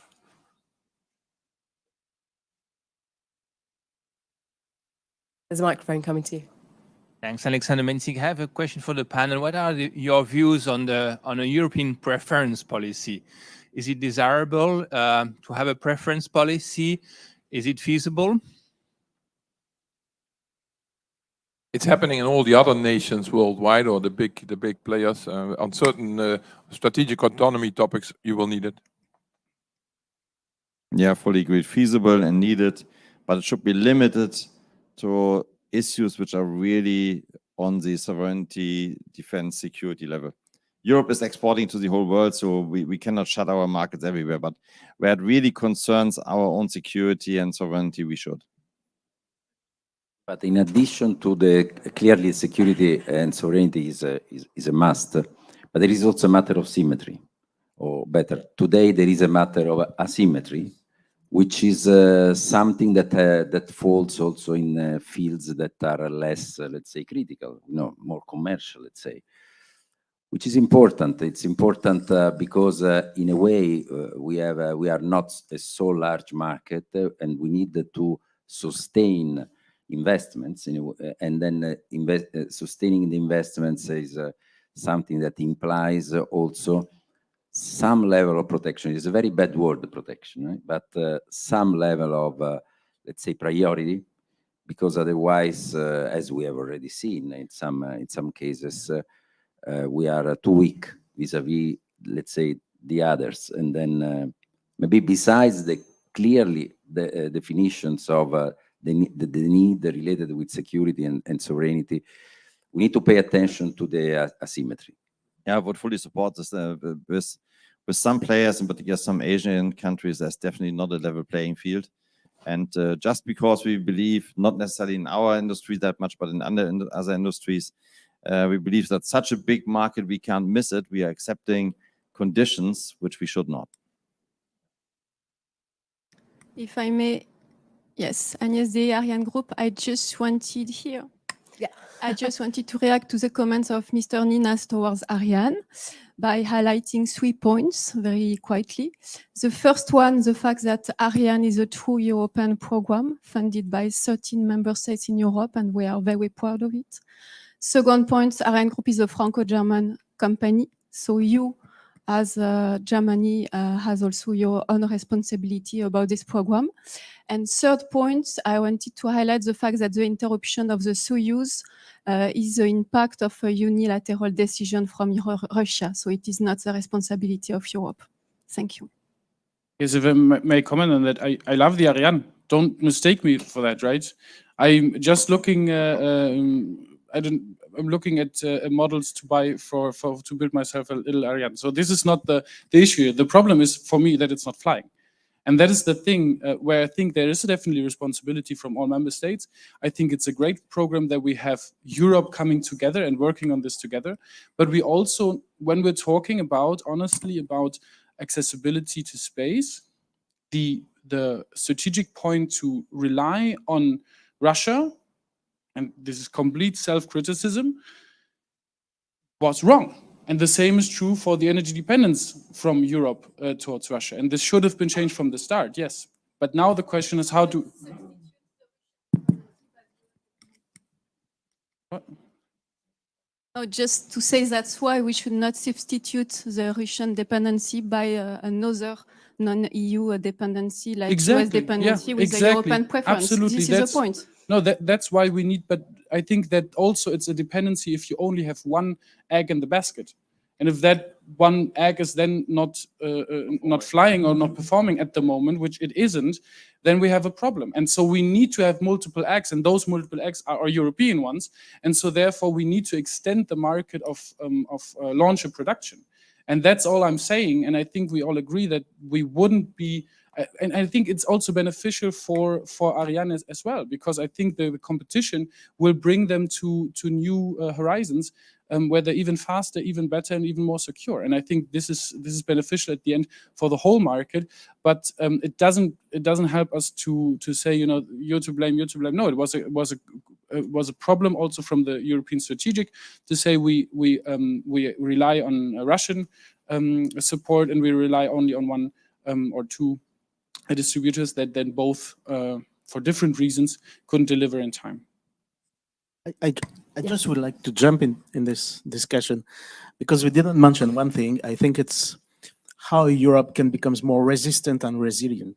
This is a key aspect for security and defense. And by the way, this is raising the issue of how us European and how the governments can include in their planning some sort of modernized relationship with commercial capabilities that could help build this resistance and resilience capabilities that we need in case of trouble with our core programs. It goes for Copernicus, it might go for other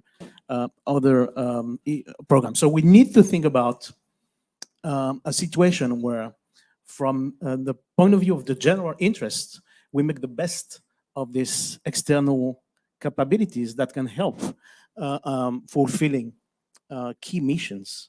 So I think Europe, in this respect, needs to think more about how to reorganize the relationship or organize the relationship with the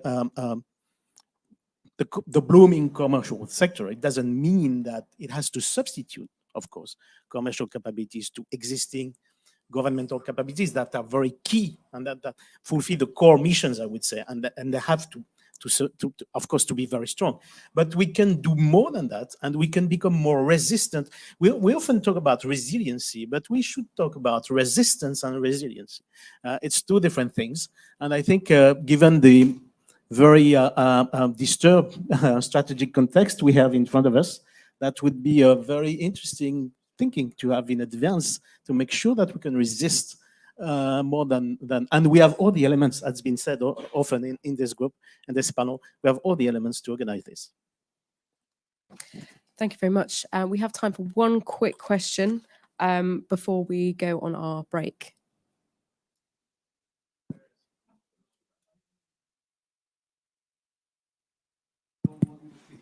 Okay, do we have a microphone or? Good morning, citizens. My name is Angelos Harlaftis, Epaphras Advisors. We represent here the Urania and Heliospace and Defense Group, a group which was created from 2010. We bring a new approach to the European citizens and communities. We believe that the autonomy we cannot have it as Europeans, except if we put the Treaty of 1954 for the creation of the European Defense Community, a community which will include the United Kingdom, and Ukraine and Finland and Sweden and other countries which are not in the Union and they cannot be for the moment. This union was created by the forefathers by the meaning of the economic meaning, not the strategic and the defense meaning. The defense community will give other opportunities to the European citizens. On the space sector, as I wrote to our followers at Facebook lately, it goes together with the defense. And the space sector, we are losing because the Chinese, they are proceeding very fast.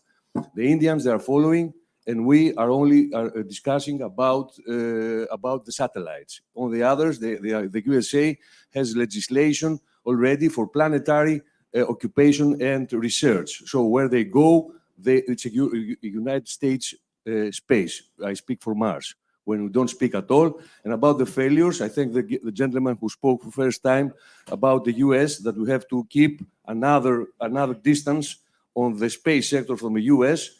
And we made the mistakes by the ExoMars initiative with the Russians when we lost the Schiaparelli. And when I asked the ex-administrator of the ESA about who was responsible for this, he didn't respond and he put me out. Thank you very much. Okay, we have one question that's come from the online audience. So in which ways could the positive cooperations on the technical side in EUSPA and special forums such as this here transform to the political side to solve the big problems and gain a better future for more people? This is from Mark Meyer. Does anyone want to tackle this one? You've got very brief 1 or 2 minutes.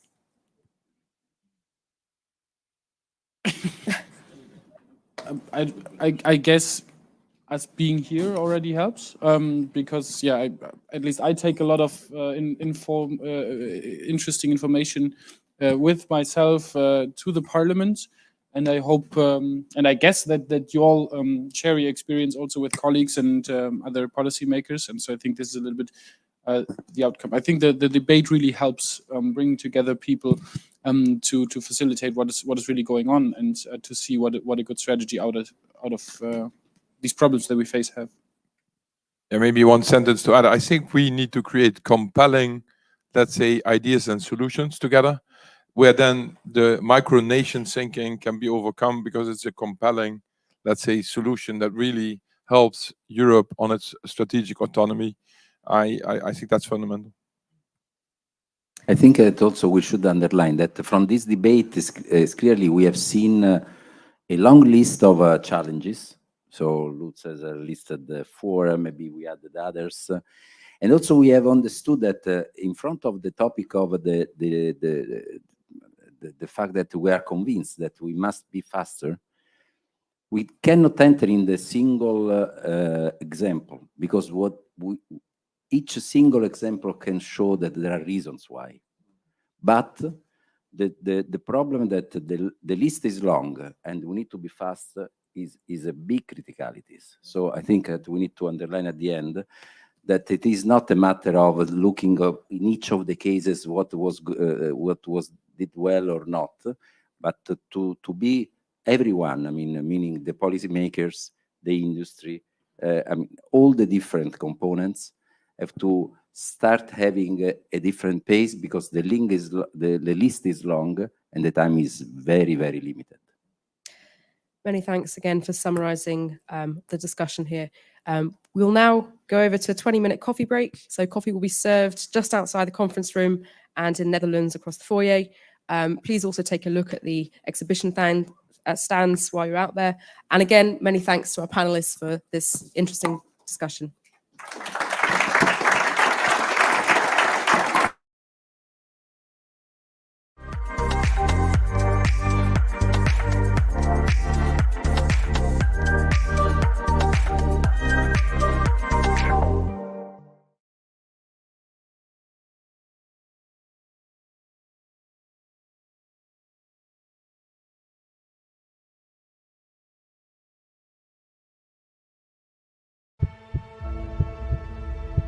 can't see us. You might not even know us. But we have your future in our sights from the minute you're born, because the need to communicate is human nature. It's how we evolve, forge relationships, create ideas, and it's the biggest ideas that change the world forever. Booster separation confirmed, guidance is now converging. The advance of innovation drives society to be better, to build and improve the world. And for us, connecting people guides everything we do. We know that without communication, the world will come to a standstill. We build on experience. We design the systems. We anticipate the trends with one goal in mind: a seamlessly connected world where big ideas can thrive and create positive change.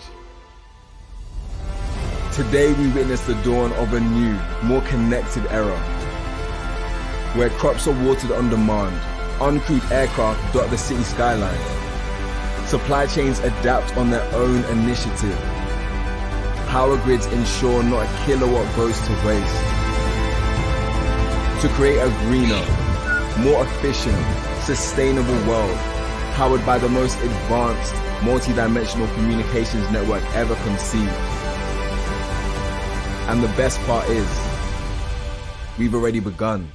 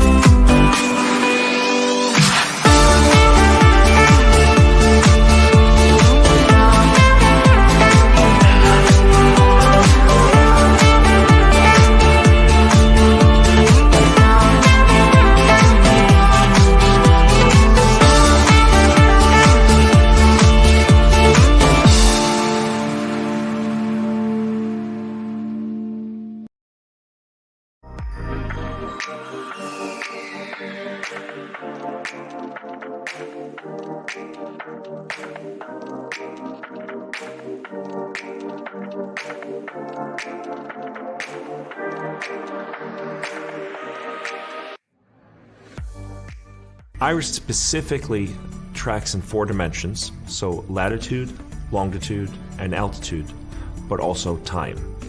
These are the so-called 4D trajectory-based operations that air traffic controllers and pilots can use to calculate the optimal routing from one place to another, optimal cruise, as well as optimal descent and ascent from airports that result in overall CO2 emissions reductions.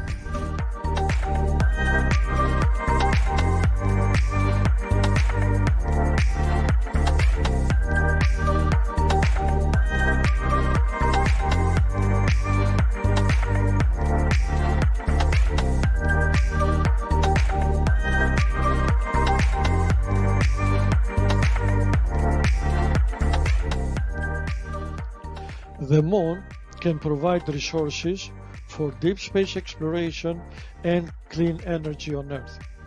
But to unlock this potential, we need to land equipment and supplies on the lunar surface. The problem is that current landers are prohibitively expensive. The solution is lunar cargo. Our patent-pending technology uses two elegant mechanical solutions that do not need a single drop of fuel for the landing phase, and so we can be 70% cheaper in comparison to propulsion-based landers.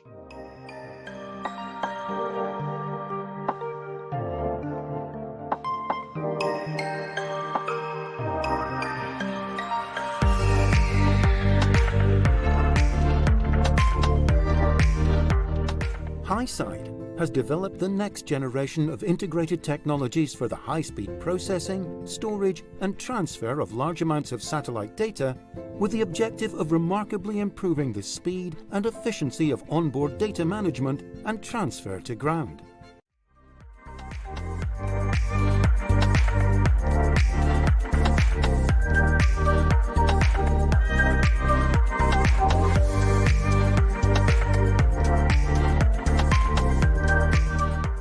HiSide's main innovation is the demonstration of a complete data chain architecture to handle an aggregate instrument data rate of at least 50 gigabits per second in the near term, together with a roadmap to achieve performance greater than 100 gigabits per second in the future.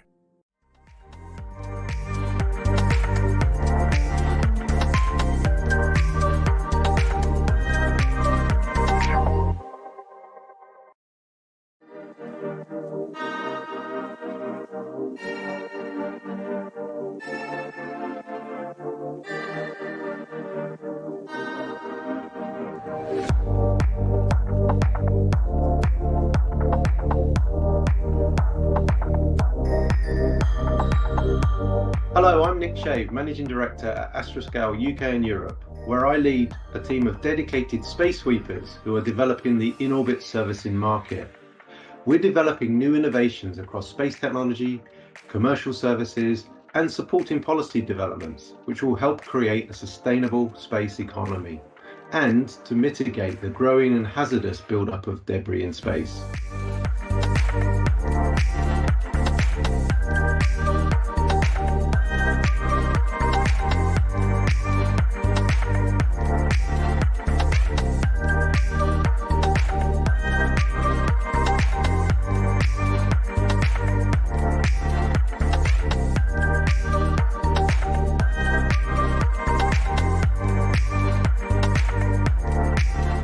So Impulsion is contributing to the topic of sustainability in space by providing mobility in space. And mobility is at the very center of sustainability.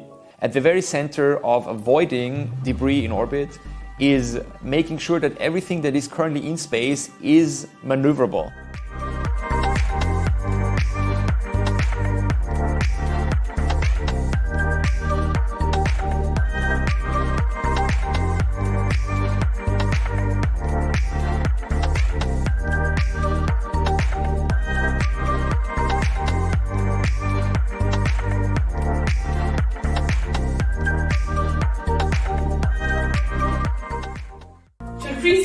Awareness, we took over 30 years of research work into our scientific core and fused them with artificial intelligence methods and state-of-the-art computer science to produce a holistic overview of our orbits and predict space assets' behavior precisely.